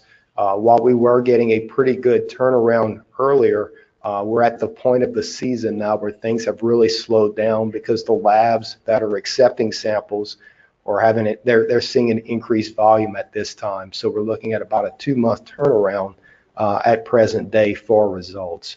So all of those samples that we collected in the Thanksgiving window, which was an extensive amount, obviously we will not know those results until likely into January. And speaking of results, probably a good segue, we're still dependent upon Texas A&M's diagnostic lab for testing. However, some good news, on November 29th, LSU was able to award the bid for the equipment and reagents needed for testing. So that is moving along. So at least that huge hurdle, that purchasing process, we've gotten through some of the red tape that's there. They're going to still have to obviously install all the necessary equipment, get the reagents in that they need for testing, and then begin testing. So we're likely not going to see testing until January, but it is so much more promising than where we were even in October when we were talking about just trying to get this going. Now we've gotten at least through one of the huge hurdles, which would be the bid process and actually awarding the purchase of the equipment. So good news on that front. Not at a time, not as timely as we would have liked, but still somewhat promising. With that in mind, we are still sending our samples to Texas A&M at this time because the lab is accepting them. Obviously, we're dependent on their diligence in getting results back, but we really do not feel comfortable in holding anything until we have testing in place at LSU. Once they're testing, then everything will be shipped to them. The benefit, obviously, is we're spending those dollars in state, but the true benefit to the hunters of the state and our agency will be the much quicker turnaround on results. And that was the impetus behind seeking that contract within Louisiana. It's just that much faster return. Hopefully, we will be getting results back in 1 to 2 weeks, first 1 to 2 months. The last thing I think I would close with is to give you a status update on a couple of deer that actually came into our state legally that were CWD positive. Both of those deer, since CWD is a reportable disease, we were made aware by the state at which they tested positive in. In both cases, one, an Arkansas deer, and the second, a Texas deer, both hunters were in compliance with our cervid carcass importation regulations that you passed as a commission. So they were in possession of legal parts. They were made aware that their animals were positive. While they did not have to forfeit their meat, they did. So we basically confiscated that meat per their cooperation. We incinerated it afterwards in our incinerators, and then we bagged the ash and disposed of it in a landfill. But while it is a small sample, it does show you that there is potential for those positive animals to enter our state. But what was great to state in both of these cases is that the folks were not only aware of the regulation, but they had complied. The Texas deer was actually a buck that was going to be taxidermied, and the individual, the hunter, had that animal caped in Texas and actually returned to Louisiana with that clean skull cap and antlers. So while our sample size is tiny, it was pretty refreshing that the two that we did have were not only aware of that regulation, but they were in compliance, and then very supportive in handing over those parts for incineration and eventual disposal. Any questions? Commissioner? Mr. Commissioner Chairman. Corbett? Mr. Bordelon, can you walk us through, so a person harvested a deer in Texas, why did he or she have the deer tested? Did he have suspicion? He's following Texas regulations because he's over Correct. there. Help us understand What why they tested. What happened in both of those cases is those animals were harvested in counties of concern in those states, and their agencies, both Texas Parks and Wildlife and Arkansas Game and Fish, were soliciting samples or attempting to gather as many samples as possible in an effort to monitor or to do surveillance for the disease. And in those two instances, those hunters provided samples to those agencies in a matter of cooperating. They had no suspect or suspicious animals. The animals would have appeared to be healthy, but they were just assisting in those surveillance or meeting that request for samples. And that what we do realize, obviously, is that not all animals, most animals obviously are not tested, regardless of which state a hunter hunts in. Even the states with tremendous sampling efforts are only sampling a very small percentage of animals that are actually harvested. So what we know right off the bat is if two came in, obviously probably many others are, and we can only hope that those hunters who brought in those additional deer were also compliant with the regulations as these two hunters were. And obviously the purpose of the regulations that were established are in place. And so the delay in testing is why, so they brought the skull cap, they brought in the skin properly, Correct. all the other stuff properly, then they got notice, weeks later, Weeks month later, realized that, my animal was CWD positive. And then the process by which they disposed of the meat, they brought that to the department? Actually, we, in both cases, contacted the individual after they were made aware of that. So How did y'all find out about it? We found out about it from both Arkansas's Game and Fish and Texas Parks and Wildlife after they informed the hunter. So the hunters informed first, they're made aware of it.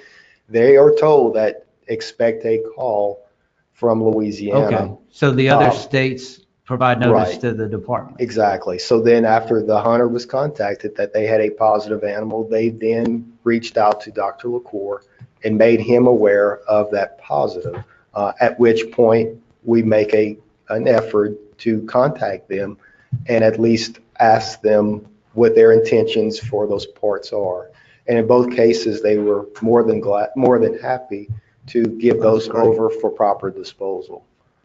That's spectacular. The last comment I'll make, and it's another one of praise to this department.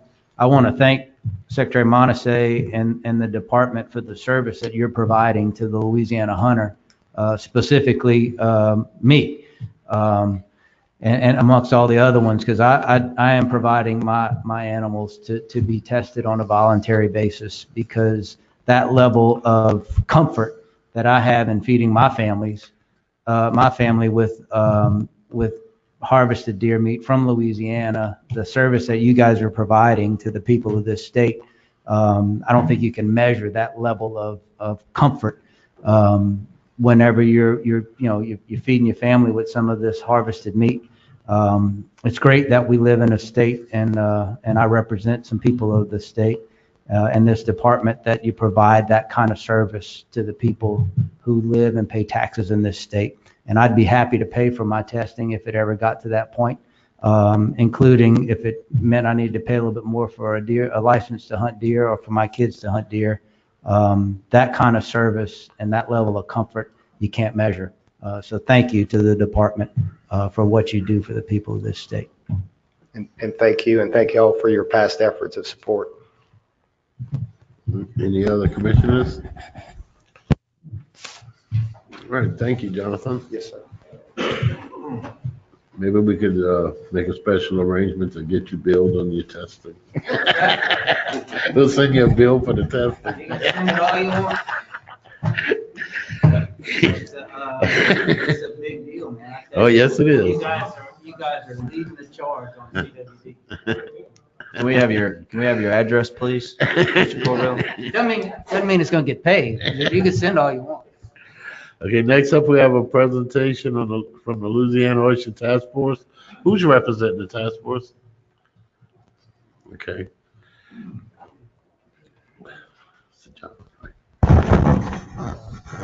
Thank you, Mr. Chairman, member commissioners, Mr. Secretary. I'm John Tesvich. I chair the Louisiana Oyster Task Force. We have with us today some other task force members in the audience, and of course, Mr. Sinceri is an honorable member of our organization also. As you all know, we work under the department, and we are interface with industry and government. So we wanted to just spend some time with you all today to talk about the industry. We have this nice video that we produced is about a year or two ago. It's about 18 minutes to talk about the industry, and I think it's a good introduction. And then afterwards, I have a short presentation. I wanted to talk about some common myths and misconceptions about the industry. So maybe we could generate some discussion and answer questions. It's, all cool. We're not here to ask for anything. It's just, let's get to know each other better. Okay. Thank you. This is the video.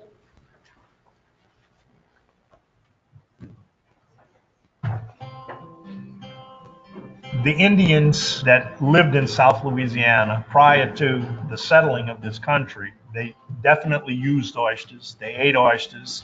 And in the marsh, you will find where they used to go and camp and pick oysters along the shore, and they'd open them and eat them, and the shells would form their campground there. And these places are still all around South Louisiana. When the Europeans came, the commercial oyster industry really kind of took off in the 1830s, 1840s. My family were fishermen all their days, tracing back to 1806. I'm a third generation Croatian commercial fisherman, and it's something that's in the blood. My grandfather started working in the oyster business back in 1904. I've been in the business, let's see, about 43 years now, fourth generation. The oyster industry provided for every culture an opportunity to express themselves. Whole mix of cultures, sort of what was going on in New Orleans at the time. Spanish, you had the French, and then you had Italian, and those people that lived in Yugoslavia were seafaring people. They lived along the coast of the Adriatic Sea. Some of them came to the United States, to Louisiana. Some of them decided to settle here. You have to be independent minded. Most of the time you were out in the wilderness. In those days people camped a lot. So you had to be your own carpenter, your own mechanic, your own financier, all the things we have specialized today. If you go into these fishing communities, you'll find that these men, they can do all of these things. Oysters, where they grew plentifully, were not the best of quality. They tended to be bunchy and skinny. So it was back in the 1860s, one fisherman got the idea, well, I'm going to take some of these oysters and move it to a place where I know oysters get really good. And he did that, and he was successful in doing it. All of a sudden, the quality of Louisiana oysters began to rise because of that particular technique that was developed then. Each parish had its oyster resources, and they jealously guarded it and wanted it for their home folks, and in short order they were fished out. The state felt like a statewide commission would be able to better handle the resource and deal with it and protect it better. It culminated on the oyster side into a unified oyster law back in the early 1900s. It was the first statewide oyster law, and that put a basis of a statewide oyster leasing program in place. The Oyster Commission set up a system to lease private oyster leases to certain individuals to try forming their own oysters, cultivation. The advent of oyster leasing encouraged development, encouraged expansion of the farms. Leases blossom into where we're at today. From a few acres in 1902 to over 400,000 acres today and counting. And back then, it was a pilot project that turned out to be a wonderful thing for a lot of families. Well, we use the term farming just like a farmer in the fields. Well, we plant, we till the soil, we harvest. I mean, it's the same thing that a dryland farmer does. Drag the bottom with your dredges, and that kind of cultivates the bottom. You regularize the bottom. You spread your shells over your oyster bed, so you're preparing for the next crop. Unfortunately, we don't see the crop like in the field like you have in the cornfield, or this is our crop. It's water bottom. We use our old-fashioned oyster tongs, and we'll pick them up and look at them every now and then, drop a dredge. Somebody says, how you know what you got? After doing it all your life, you get a pretty good idea. We can sound the bottom and tell if they're large shells, small shells, big oysters, small oysters, soft bottom, hard bottom, anything. It's used a great deal in determining where you plant your oyster material. The preservation of the shells began with the fishermen themselves. A fisherman would go out and catch the oysters, pick out the market oysters, and throw back the younger oysters and the shells. And they soon learned that the shells form culture material the next generation of oysters attach themselves to. It behooves us to have shells on our oyster beds. By moving these oysters and putting them on these private leases, you're actually building buffer zones against coastal erosion. Obviously, our livelihoods depend on a well-preserved environment. The oyster reef structure that exists in Louisiana, it's a storm barrier. It restrains the storm tides from coming in. By planting seed, by planting culture, we are actually putting more material in the water that oysters can attach themselves to. And we can maintain those reefs. You know, it's not like the sad thing about the offshore coral reefs is they get diseases, they die off, and there's not a whole lot you can do about it. But we'll take an area and we'll say, all right, we're going to plant some culture material, we're going to get a new crop of oysters started here. And as we harvest oysters, you know, we pick them up, and as we turn in circles, making our circles, we're spreading that reef out. So you take a little reef that may be an acre in size, and over the years, you may create a 2-acre reef by just cultivating off that 1 acre. You're enhancing the whole estuary. Oyster reefs are the most productive type of water bottom that we have in our state. Around oyster reefs, you have trout. You have small baby shrimp that come around the oysters, and little crab, and then it brings the trout, it brings the redfish. By developing our oyster beds and expanding our oyster beds, we're actually making the entire estuary a lot more productive. The oysters themselves are a filter. It's a filter feeder, so it's constantly filtering the water and pulling out impurities. They help keep the water clean. They filter the algae. The oyster reef provides a community for small reef fish, for crabs, and other animals that are part of the bigger food chain in our coastal bays and bayous. Well, there's no place in South Louisiana better to fish than on an oyster reef. Speckled trout, redfish, flounder, crocus. You catch the whole range of our estuarine fishes. The sport fishermen know when they see the oyster pools, that's where they go and fish. When the fishing season gets good and the recreational fishermen show up, they'll pile up on oyster reefs and catch the trout, redfish, anything they want. And that gives us a sense of pride because we knew we grew that. There's no other user group on the water right now that does that out of their own pocket. And that's where you got to really take an appreciation for what the oyster farmers, the leaseholders, do. Out of our pocket, we create more and more habitat. I'll tell you what we do. We constantly watch the environment. We're there every day. We see the changes that take place. We take note of every little change that takes place. Different colors, algae. We see changes. We see subtle changes. We see major changes. And we adapt. We don't have the disadvantage of having to sit in an office and only imagine what's going on. You know, people don't realize when they bringing a drilling rig through or digging a canal through a bay that they're disturbing part of that restraining structure that keeps that storm surge out. We have to be more diligent in protecting the water bottoms just as much as we protect the marsh. The oyster fishermen are the original environmentalists for the coast because they've lived there, they've provided input of material, saw to it that damage was minimized, and will do things and are doing things to see that that continues.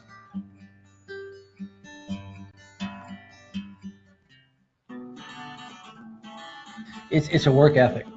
And oysters is some of the hardest work in the world. And it's a hard work, but it's honest. The steps we go through to create an oyster environment, to make that environment grow, to get that environment to the processor, to get it to the consumers is pretty dynamic. Basically, it starts off with me, or my dad, or my uncle. If you want to start, originally go to the Department of Wildlife and Fisheries, apply for an oyster lease and application. Get that application granted, given to you as a lease. Then you go out and you assess what needs to be done. Most instances, you have to do something to that water bottom to create habitat for oysters. And that comes where we'll either buy shells, oyster shells back, limestone, crushed concrete, any kind of hard substrate to create that water bottom and make it more conducive to oyster production. Then if we don't get a natural spat, a spawn, we call it spat, we'll hopefully rely on the public grounds to have some seed oyster to place on there. Between those processes, the ideal scenario would be 3 years from the time you got a lease to the time you harvest your first oyster would be wonderful. You know, in the ideal world, that's what you're looking for. Typically 2 dredges on the boat, throw those dredges over and drag on the bottom, and those dredges rake the bottom and pick up the oysters. The crew will pick out the market oysters and push over the undersized oysters and the shells. Usually you've got 1 or 2 men on a table with you, and you need gloves to protect your hand. You need a hatchet, a small hatchet at that. And I'm going to separate, knock off the little baby oysters. I'm going to knock off the shells. I'm going to knock off the other foreign items like mussels that I can't market. I'm going to throw that back in the water. So my way of thinking was, that's an investment. And I don't care what business you're in, you developing future inventory has a cost, and it's an investment. And until recently, not many people wanted to give recognition to that, but because of the work of the Oyster Task Force, little things like that are becoming known to people. You have to look at your market conditions. You have to go see your dealers, get orders, and once you receive your orders in so many sacks, you go out and catch them, and you meet them at a dock, and they load the oysters on their trucks. And if it's a good, high-quality product that particular dealer can use, he'll reorder, and you'll keep working that way. Then you have a whole nother operation that takes this product in, and then they wash it, they grade it, they either shuck it or they pack it into a half-shell pack, and then it goes out into the broader distribution market. What's amazing is that one oyster is going to touch the human hands as much as 5 to 7 times before it reaches the consumer. My family in a normal year will employ as much as 35 to 50 harvest families. Not to mention the docks, 3 or 4 docks that have people working at the dock, the truck drivers who haul the oyster, the processing plants who have a lot of labor, 30, 40 people at least working in their processing plants. Then it goes to the distributors who haul them to the restaurants and supermarkets. So the amount of people that benefit off of what one oyster farm does is amazing. It involves a whole network of people, and we're talking about hundreds of millions of dollars that depend on this economy, the oyster economy in our state. When you have an oyster community, you have people who want to come and fish in those areas. And when they fish in those areas, they buy gas down here, they rent rooms, they visit the restaurants. So they help support the community. Our oysters go all over the country. We couldn't eat them all here in Louisiana. Raw, straight out the water when they're salty, hands down is my favorite dish. On any given day, I'm on that water. You're gonna catch me tonguing up some oysters. When they're really salty, I don't need supper. I'll come home full. Oyster industry is alive and well, but it gets beset by these challenges. We change a little bit as we develop. Any seafood product requires 2 important things. 1, the right salinity, and secondly, the right temperature. So our challenge stems from that fact that we need to do our best to get a consistent environment to accommodate that. We have oyster laws in the state that cover the harvesting of oysters, what type of gear is allowed, when you can harvest. The Department of Health is monitoring our water quality and ensures that the oyster water is clean enough. Oyster water, by the way, has to be 5 times cleaner than water for swimming. So we have a high standard that we have to meet. Baby oysters will reproduce at 15 parts per thousand at a temperature of 70 plus degrees. It can't get too hot. So our challenge is to stop the destruction of the coastline so that you have too much salt water coming in, but at the same time limit the amount of fresh water that comes into the estuary. It's ironic, but the Louisiana oystermen, who have been long in favor of doing things to protect our environment, are sometimes now at odds with the coastal restorationists because of their penchant for wanting to run fresh water into the estuary. And when you run too much fresh water, it knocks out your oyster production. It'll kill the oysters that are present, and it'll prevent young crops from establishing themselves. So there needs to be a balance. As a matter of fact, it's estimated that the first 5 years of any diversion, you destroy more land than you build. Of course, we have our natural disasters. We have the hurricanes. In the last decade, we had a spate of them, unfortunately, that followed every 2 or 3 years. When it comes to the coast, a hurricane just relocates the resources. If the hurricane picks up a pile of mud here and grass, it's going to push it in. So you see that exchange, and then through time, everything will rebuild. Challenges we face are more man-made than environmental. Mother Nature, whenever she does something to the oyster industry, it rebounds tenfold. The BP oil spill, that's man-made. Man-made scares the heck out of us. Those kind of challenges, we don't know the outcome. We still haven't fully recovered from the BP spill. The oil actually didn't kill the amount of oysters, the big oysters that were there, thank God. So there was a reproductive cycle going on, but when they dispersed the oil, it fell through the water column and it just got on top of all our record reefs at 65 years old. Was naturally reproducing. So it's like a Teflon coat on top of reefs, no babies. 4.5 years of no babies at all. So the only way you can fix that is take new material, they call culture material, and put it on top and hope it comes back. Because a lot of people had some good luck. Over time, you see that the industry is very resilient. We've had to face imports, we've had to face increased regulation, we have water quality issues that affect where we can harvest and where we can't harvest. We work through those, and we have the long-standing trade organization support that started with the Louisiana Oyster Dealers Growers Association. The Oyster Task Force handles a lot of these issues now. We have a crisis, whether it's political or environmental, when it's time to come together, there's no hesitating. We come together. You had the oil and gas industry that came in and began doing exploration and production. They messed up some oyster grounds, and we still had plenty, but you could see that it was beginning to shrink. And now we've gotten to a point where it has really shrunken to such a degree that we have to be very careful now of how to protect it. When somebody came in and would dredge a channel to access a site for either drilling rig or a pipeline, they changed the hydrology. And oystermen was there to say, no, we don't think this is a good idea, because the industry, they don't care how they do it. They want to do it fast, they want to do it now. And that's not the way it works in nature. And oystermen have been saying things like that for decades, and nobody would listen until just recently, Louisiana, woke up to the fact in the last, 20 years, like, well, our coast is eroding, our land is sinking. Now we need to do something about it. The oystermen were saying that 80 years ago. My father, talked about his experience with that. They were looking to do things back then when we had more time, and it was all on a deaf ear. The state wasn't interested. Now, all of a sudden, we have this crisis. Well, this crisis is going to be very tough for the state to be able to fund what's needed to save our coast. You have to remember that oyster people have always been the ones who have slowed down or limited the destruction caused by oil activities, and nobody else worried about it. I think we can work with the oil industry. One of the things I'm most proud of about our industry is that we have a tremendous relationship, industry, academia, and the government agencies. Everybody tries to cooperate for the betterment of the consumer. I don't know of any industry that enjoys that as much as we do.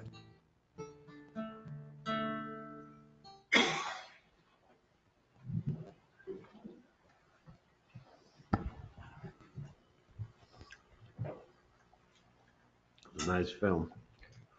Thank you. I hope you all enjoyed that. And that is on YouTube. If you search the Louisiana oyster video, you can find it on YouTube. I'd like to just right now to begin some maybe some discussion, because you guys, y'all are the resource managers, and there are things about oysters that the oystermen feel that there's some misconceptions and myths out there, and we just want to bring up a few of these misconceptions. Number one, the reason Louisiana's public oyster reefs are in decline is because of overharvesting. That's a very common belief. That overharvesting is causing our problems, why we don't have oysters anymore. But in fact, it's just a myth. The truth is that oysters are in decline because of environmental reasons. And overharvesting is actually a symptom of the lack of oysters. And so, if you don't have a resource, if the resource is not rebuilding, then you have people with nothing to harvest. And it's easy to blame make the symptom the cause. And this is a very familiar myth. The real problem is that we see along our coast is the unstable salinities that we have in certain areas. We have lost oyster resource. This is the east side of the Mississippi River. You see the river is in the lower left corner, and you can see the Mr. Go up above. This is the Black Bay Breton Sound area. We're talking, this has been the heart of the Louisiana's public sea grounds. This is, the mama reefs of all mama reefs. And this area has been wiped out because of crevasses on the river. The salinity has been out of whack. So it's put all these reefs are pretty much dormant now for oyster production. Oysters are simple animals. They're pretty simple. If you have the right temperature and salinity and stability, they will grow and propagate. But if that is out of whack, then the oysters move on. They're not in this area anymore. And these reefs are three-dimensional reefs. They've been there hundreds of years. And the fact of the matter is that some crevasses have allowed it to go into non-productive status. Mardi Gras Pass is one thing. The oyster industry is very vocal in trying to get the state to help close Mardi Gras Pass. Mardi Gras Pass is actually a former salinity control structure that the Wildlife and Fisheries was built in conjunction with Plaquemines Parish and the Corps of Engineers. It's the Bohemia Salinity Control Structure. That control structure was there in order to be able to bring more fresh water into the system. It was a gated structure, and Wildlife Fisheries, working with Plaquemines Parish, used to open it to bring in fresh water into that area to help the oysters and the fish and wildlife in that area. Now we have a crevasse is uncontrolled, it's wiped out. We're asking for help to close that area. Those are the kind of things that we feel are the big picture items. Instead of, arguing amongst ourselves, well, who's to blame? We're looking always for somebody to blame. So, we blame the harvester when in fact, we have this 29,000 acres of grounds is just out of production right now. Another misconception is about oyster scrapers, what we call the oyster dredge. Traditionally, oyster scrapers, there are a lot of people who want to make you believe that the oyster scrapers are damaging to the reef.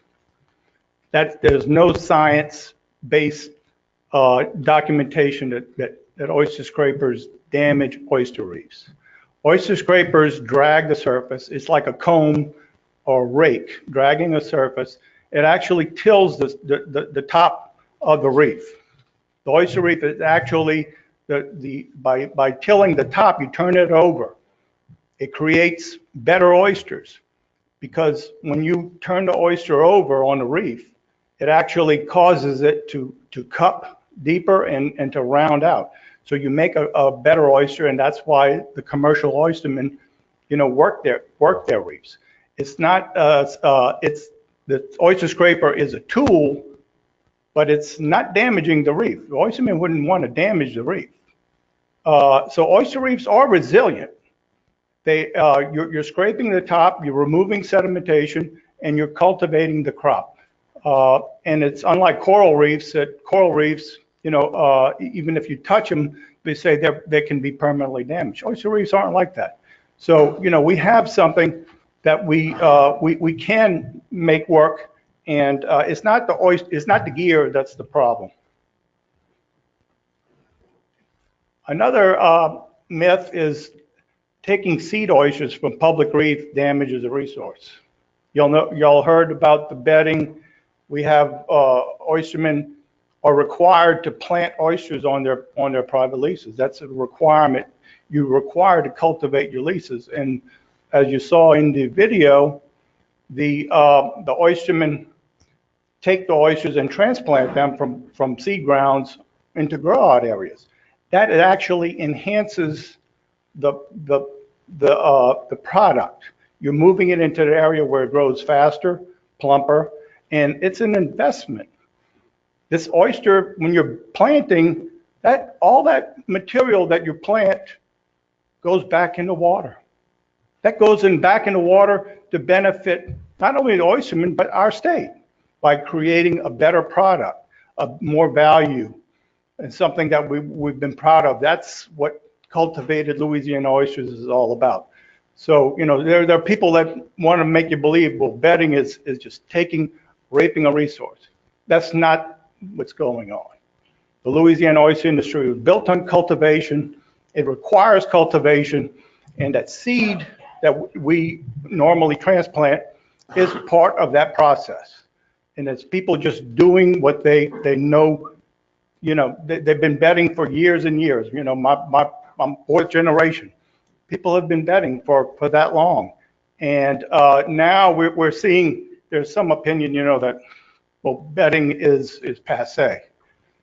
Well, if it is, well, we need to know about it. We had this past season, the first day of the season, I think we had a 1-day bedding for seed, and then it was sacking after that. And that's fine. But what we saw is that there were restrictions on the amount of shell. I don't know if you all are aware of that. There was restrictions on the amount of bycatch, if you will. And the restrictions were so tough that it caused honest, hardworking, longtime fishermen to appear as crooks, unfortunately. They were just doing their job. They're just bedding.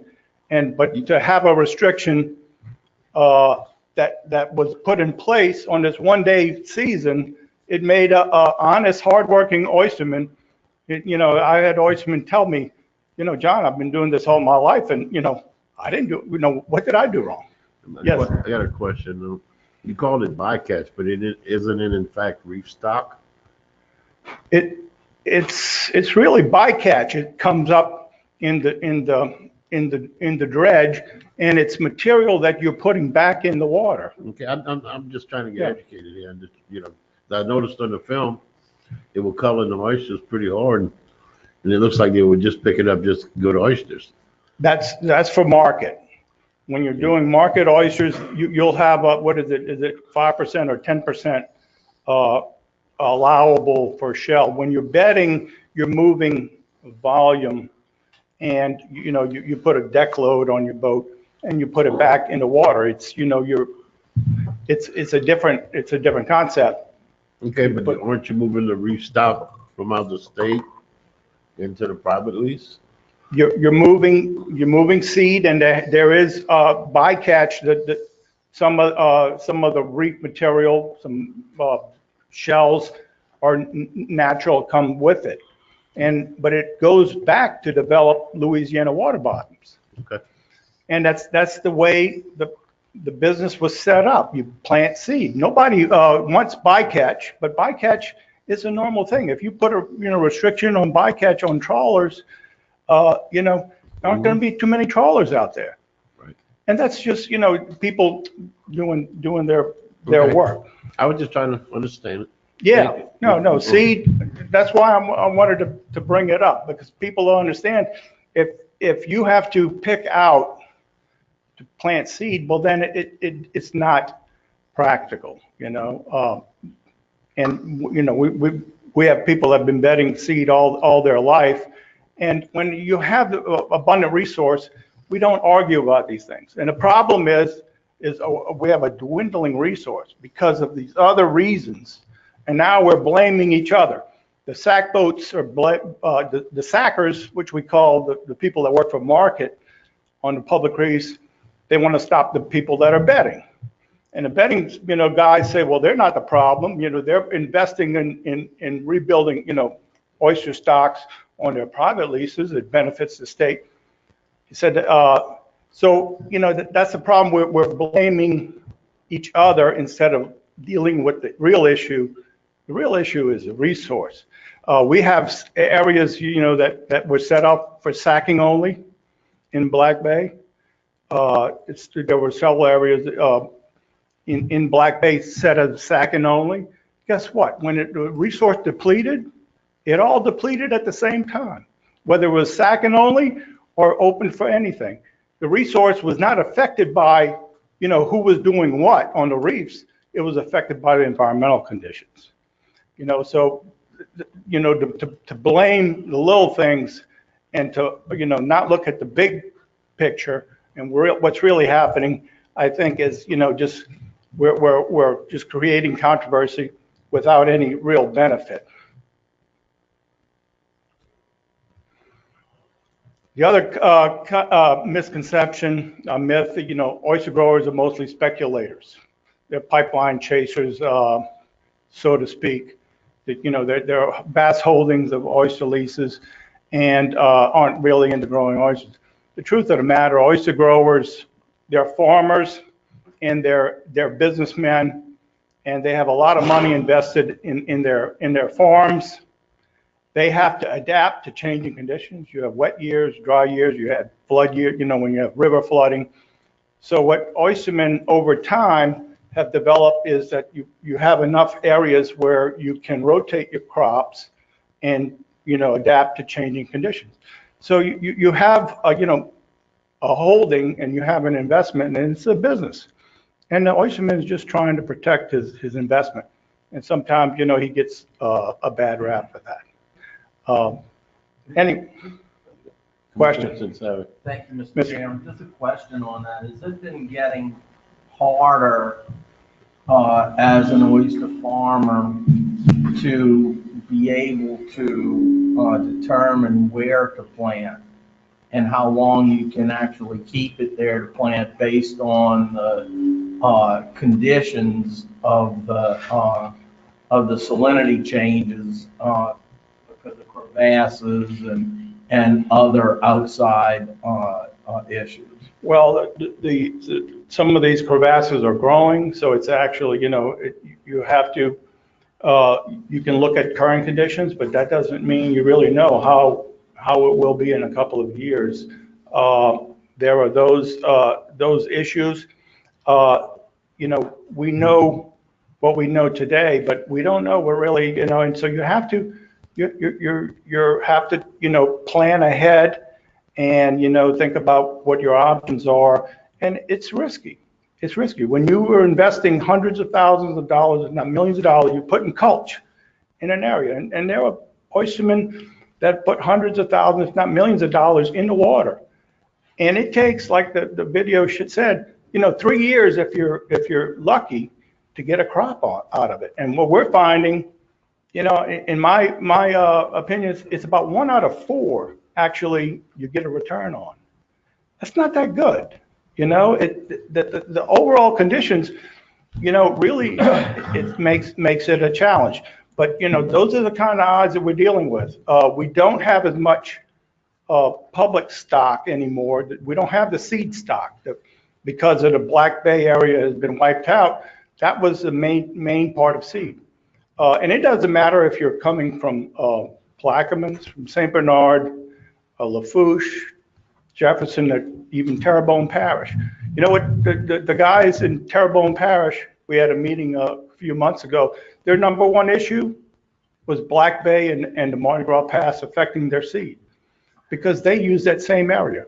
We're united along the coast.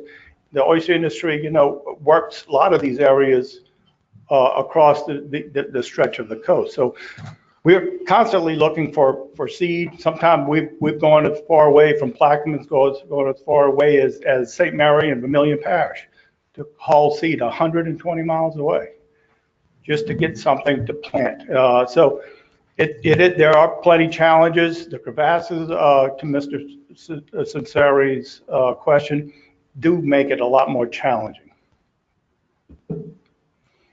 Any other questions? That's it. What I have to present. We're here for discussion. Any questions? We have other oystermen here, and we'd like to talk and answer any questions. Mr. Chairman, Mr. Testovich, you mentioned about the putting down of mulch material on the private leases. Could you give me a sense for how often that occurs? Like, let's say I got 500-acre lease. Would I put it down every year, every third year, every 10th year? I was trying to get a sense of how often that occurs. Well, if you want a consistent supply of oysters, you're probably going to be putting something down every year. On the same piece of ground, or you'll rotate that? No, you have to rotate. If you have 500 acres, you will divide it up and plant one area, and then next year plant another area, because you don't want to have successive a new crop of oysters on top of an old crop. You want that old crop. It takes 2.5 to 3 years to grow out. So you putting extra material on it would just you would be burdened by having two different crops growing on the same area, and then you have more culling, more hatchet work, more discards to go through. So it's sort of safe to assume on the same piece of ground you can expect mulch planting 3 to 4 years. Yes, on the same piece Yeah, of the ground. same site. Now I'll rotate it obviously, but if you get you'll plant, and then if you get a spat set, if you're lucky, if you got to hit almost a lottery to get a good spat set, and then if you get a spat set, it's going to take 2.5 and 3 years out for you to get to where you can harvest that. And in the meantime, you have to develop somewhere else to be able to have something to work next year. So many of the oystermen now, right now, it takes a big investment. And what's happened is because of the lack of the public seed in our public grounds, it's the big operators that have the funds that can actually produce crops. Because on the public seed ground, you could have a young man that wants to start in the industry, rents a boat, leases a boat, buys a boat, goes work sacks and starts making money from direct sale from the public reefs. And this has happened to thousands of people that have come up through this way. They come in and they start working, they get a vessel, then they get some leases and they start betting on their leases. And so, having the public supply helped broaden the industry. A lot more people had the resource when we had the public supply. Now, it's really, you have to have good leases in a variety of areas, and you have to put a lot of money in the water in order to produce a crop. My last question, and is it safe to assume if you had unlimited budget, you could put new mulch material on all the public seed grounds? That would be obviously a benefit. I mean, so what your assertion in the video, it seems like, is that it's an environmental condition, not the actual substrate by which these oysters are trying to repopulate in these public seed grounds. It's what's happening now is our salinities are out of whack. There's a bigger problem. All the culture in the world, put it in Black Bay, and Wildlife put culture in Black Bay, I think in 2011, the last time they had place culture. We didn't get anything back from it. The reefs are full of algae and fouling. Sediment. There's sedimentation from nutrients in the water, and it's causing fouling on the bottom. So the reefs are, being smothered right now. And that's all because of the crevasses that are affecting that area. So, if you're going to plant mulch, you have to put it in an area that the salinities are right and, and that you have a decent bottom to put it on. So the state is really focusing more on areas north of Mr. Go. And, we've had some very successful mulch plants But as you mentioned, the industry, some individuals are spending as much as $1 million. Yeah. As an individual, clearly the state doesn't have those kinds of resources. It would be nice if they did, but thank you. I appreciate it. Enjoyed your presentation. Okay. Thank you. Just one more. So to run a lease system properly, what you're saying is like maybe 1/3 of it you're not going to use every year? The law requires oystermen to cultivate it up to, at least 10% of it. That's a requirement. Okay. And ideally, you will do more than that. But it depends on what areas are actually productive. And out of a leaseholding, you might have only 20 or 30% of your area at one time that is productive. So that's where you're doing most of your work when you're planting in those areas. And okay. There are a lot of areas that we have oyster leases for grow out, and that's where you move seed. Our area is closer to the Gulf. We're putting mulch down just creates a bottom, but you cannot get a natural set because it's too salty actually. And these areas are grow out areas. So if you don't have seed, you don't have much purpose for it, but you hope, we all hope that these Black Bay and these public reefs, the sea grounds do come back in the future. Okay. Commissioner Sinceri. Thank you, Mr. Chairman. Mr. Tesvich, would you say that there are some areas that are under lease that because of conditions that have nothing at all to do with the oyster farmer have become dormant because of these outside conditions, specifically crevasses, but also pollutants and other issues that cause your inability to work those areas? Absolutely, Mr. Sinceri. We have areas that have been impacted, and mostly in the areas that are closer in, like what we call behind Point Lahash, Del Crow Island. There's a large area of leases that were affected by Carnarvon at first, and then later on, now it's affected by Mardi Gras Pass, and it's pretty much out of production. We have areas in Lake Bourne since they closed the Mr. Go.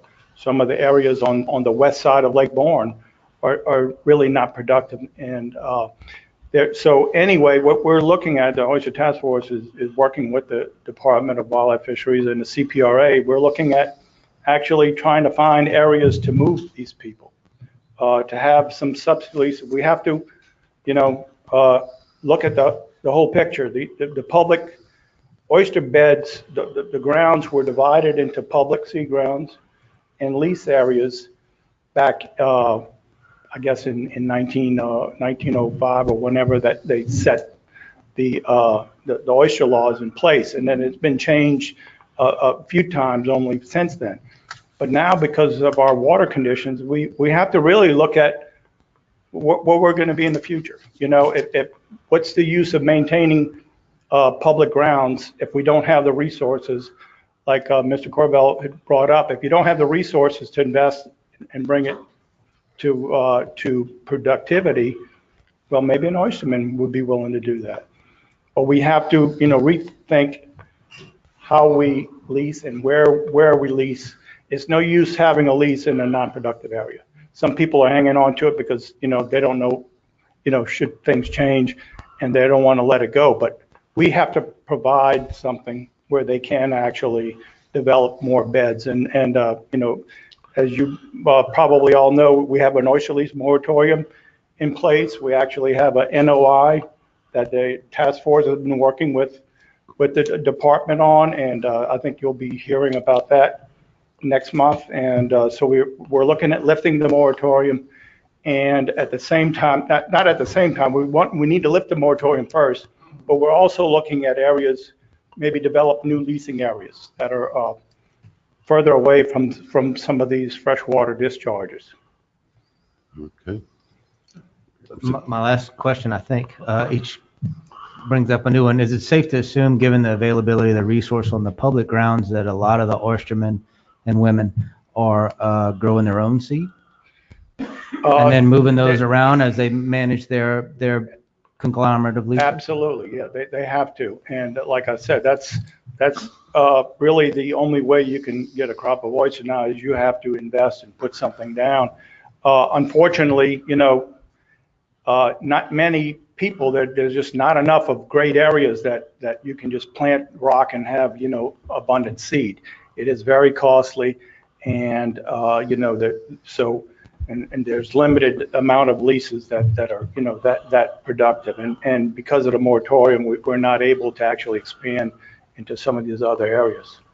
A lot on questions. Are they allowed to sell that seed? Are they allowed to sell that seed to other oysters? Say, I've got a great seeding area and you've got a great grow out area that you buy from me and I sell to you. Is that? It doesn't normally happen, but that's no prohibition on business. that. No prohibition. Commissioner Yakusak. Thank you, Chairman. Mr. Testovich, excellent video. That's the kind of thing that helps people this day and age understand what you guys and how you work with the department, what you do. You mentioned after the video on one of the points that you guys are required by law to plant oysters on leases. Did you mean culch? Or do you actually, is there a statute that says that an oyster leaseholder has to actually plant oysters? Because then my second question is, if you do and there's none to get from seed grounds, what happens? No, I believe the statute refers to cultivate. You have to cultivate, and you can ask Mr. Cole about that, but he's shaking his head. It's the cultivation requirement. Cultivation can be a number of things. It's not only planting, live seed oysters. It can be planting culch, oyster shell, or actually even tilling the bottom. Tilling the bottom by dragging scrapers turns over material, takes the sedimentation off. Most oystermen that have been in business have done this. Oyster reefs can go dormant. But actually, if the water conditions improve, then you need culch. But no use putting culch if you have this much sediment on top of your reef. So you have to actually go in there and till the reef, and the current washes it off, turns over some fresh shell, and then the oyster have something to attach to. Given the right water conditions. Oysters are a simple animal. You can go in areas. I go to the marinas in Alabama and in Florida. There are oysters clustered over the pilings. They grow on everything. It could be polluted water. The oysters are plentiful. For some reason in Louisiana, I don't see that anymore. We used to be able to catch debris in oyster dredge, a soda bottle or a can or a piece of rubber glove or an old tire. There'd be oysters encrusted all over it. It's not happening now. And it's not the oysterman's fault. It's part of the water. The water that we have a problem with water. I'm always giving with the agency a hard time. I said, wildlife used to be in the salinity control, and we would like to see the wildlife take a role in salinity control again. Okay, salinity control. It's not only a money. It's a political issue. We have the CPRA now, but the fisheries are very dependent on salinities. And so, when we go out there, when we're fighting to save, Barataria Bay from large-scale diversion, it's to save the fisheries. Not only, our fisheries, but crab and shrimp and everything else. And we're labeled, what we're labeled? Anti-coastal restoration. We're actually trying to save the estuary, saying, this is important. Barataria Bay is important. That hits at home on my side because I'm in the shrimp business and I've seen what it does to the feed. Absolutely. Wait, Mr. Chairman, Yes, may I? yes, go ahead. Thank you, Mr. Chairman. A question, I read an article a couple of weeks ago in the news, a couple of newspapers in which they spoke about how productivity in Louisiana has rebounded and that it's as good as what it was pre BP oil spill. In your opinion, Mr. Tesvich, would you say that productivity has reached to where it was prior to the oil spill or not? Mr. Sinceri, that is, I saw that article and it was quoting a National Wildlife Service or something, environmental group as an authority on oysters. If you ask anyone in the industry, yourself included, I'm of the same opinion. No, our productivity is way off. We're not producing what we used to do. We're hanging in there. We're putting a lot of money being put in that water. Millions of dollars of culture go out there, but we're still, not where we used to be, and it is a real concern. The numbers we know, that their numbers and numbers and the reporting I think has changed from the past, and that's affecting what some people think is that we're back to normal. We don't see that on our side. And a follow-up, if I may, Mr. Chairman, with that fact, this has been something that I've talked about at the Oyster Task Force level for a number of years, my concern about reporting, and that the reporting that's going to National Marine Fisheries Service shows that we're stable and have remained pretty stable except for 1 year following the oil spill. Would you say that those numbers that have been reported are accurate as an oysterman that sees what oysters are coming up and down Highway 23 or Highway 39 or Highway 46? I can't speak to their numbers. Wildlife Fisheries, reports numbers to the National Marine Fisheries. And what we do know, from all the reports we get from wildlife is that, there's been a shift, and we used to get a lot more oysters from the public reefs, from the public resource. It used to be, 50-50 a lot of years, and sometimes the public reefs actually produce more. Now it's like 90% or more than 90% from the private leases. So it's coming from a different area. Is the reporting different? I'm not sure about that necessarily, but what we see, like I said, is that less people have oysters. When you had the public resource, more people were planting, more people were working on the public resource, and it actually was a bigger industry back then than it is now. We're challenged, and speaking to the people, some of our oystermen in Terrebonne, they're having the same issue. They said, without the seed, without Black Bay and these areas, without the public resource, we're having to put more and more pressure on our private leases. And when you put too much pressure, you wind up over harvesting, and we nobody wants to do that. That's why the state has a season, to protect that resource, so you close it down. And the oystermen used to be able to go work on the private side when we had these great, beautiful reef. This is a national treasure. This is a state treasure in that Black Bay area. If you look back at that side scan sonar, those are irreplaceable, gentlemen. That is a national treasure, and not many people in our state are aware of it, and really are concerned about it.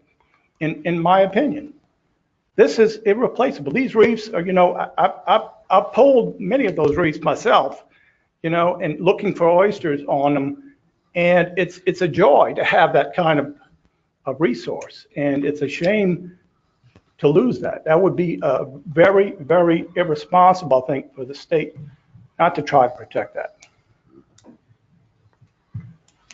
Any more questions? I really want to thank you because, I'm trying to learn, as you can see. I have some pretty good friends down in the St. Bernard, Plaquemines area. Absolutely. And you can see where their production is way off. Not sure if they're hurting or not, but I know the production's way off. That, Well, if I could speak to that, the price of oysters has pretty much tripled yes. since BP, tripled since BP. Mhm. And what that has done is actually our market has shrunk. Our prices have gotten so high that we're pricing ourselves out of market. Like Mr. Sinceri, I have a processing plant in Franklin, Ameripure Oysters, and we have the same customers. They're just buying a lot less, and that is scary. It's not a good situation to be in, and people are being squeezed with very thin profit margins because the price of oysters is so high. That's one of my biggest fears for the oyster industry because it happened in the late 70s when Red Lobster and all these big restaurant chains were using oysters. It actually priced itself right off the menu. Right. And I'm afraid that could easily happen again if we're not, careful Right. with it. Shrimp have the opposite problem. Yeah, now it's all you can eat for $3.99. But they're not our shrimp. Yep, that's why Red Lobster is advertising shrimp and not oysters. So. Yeah. But then, like I said, I want to thank y'all, and it's very informative. I learned a lot here this afternoon, and I appreciate you. Well, thank you for your time. I appreciate it. Okay, next item on the agenda is to set the April commission meeting date. First Thursday would be the 4th. Everybody good with the 4th? That would be great, Mr. Chairman. Okay, got a motion by Mr. Corville, second by Mr. Sinceri. All right, and then we have some public comment here. Wait, Don, just a question before we move on from meetings for memory purposes. Where March. are we meeting the next 2 months? January and February here, March will be at the hatchery. Okay. April here, and hopefully the main meeting will be in New Orleans to set the shrimp season. That's what I'm hoping for anyway. Okay. Thank you, Mr. Chairman. Got a couple of public comment cards. Mr. Mark Naka? Okay, thank you. And one more, Mr. Sam Barbera III. Here, sir. How y'all doing? Good morning.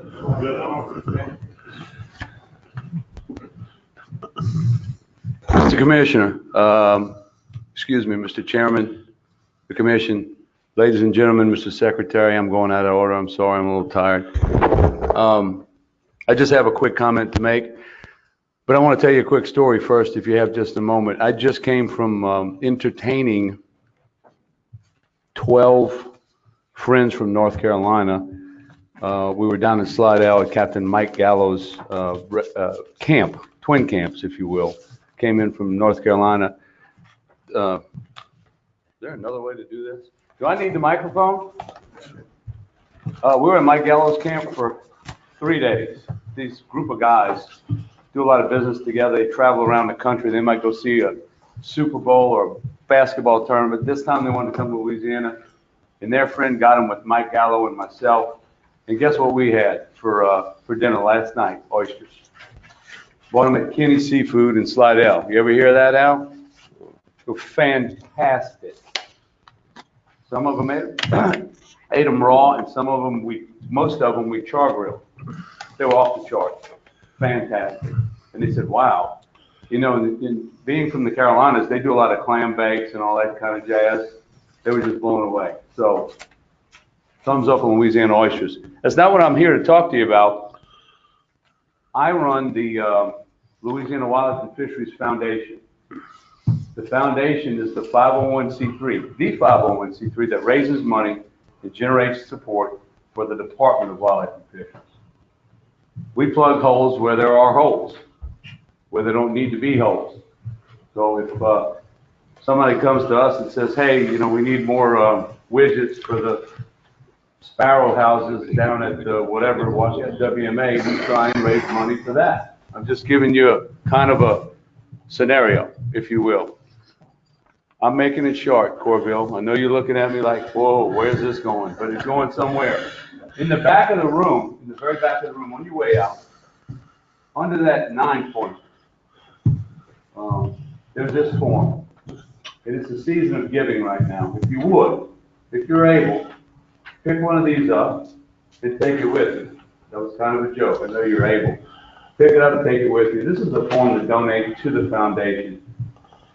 If you're able to donate and you would like to donate in this giving season, please take one of these with you and fill it out at your home and mail it back. If you're not able, we thank you anyway. Happy holidays, and we wish you a happy new year. Sam Wilbur III, LAWFF.org. Any questions? Gentlemen? Yeah, I'm sure these oyster people, you said you could, y'all plug up holes? There's a few spots on the levee and the Mississippi River, I'm sure you could help them. There's a guy, and I may goof up this last name, but I have a friend from Plaquemines Parish. His name is Mitch Jersich. Did I say that correctly? And he told me something a long time ago. He said, you have no idea how many hands an oyster is touched by from when it comes off of the bed to when you eat it at Drago's or at, help me out, Al, Acme, or at the place in New Orleans that has a world champion shucker. Superior Grill. No, there's one more. Italian last name. He's the one that actually is the guy. He's from Plaquemines Parish, by the way. Anyway, so, any other questions? Folks, thanks for having me. I work here in this building on the second floor. The folks in this building are nothing but pure magic. And you know what that means. There ain't no such thing as magic. Thank you very much. Before our next one adjournment, I'd like to wish everyone happy holidays and a happy new year. And it's been a great year for me serving as chairman, and I want to thank every one of y'all over here. Same to you guys. Yeah. Motion to adjourn. Motion by Commissioner Corville adjourn. Second. Adjourn.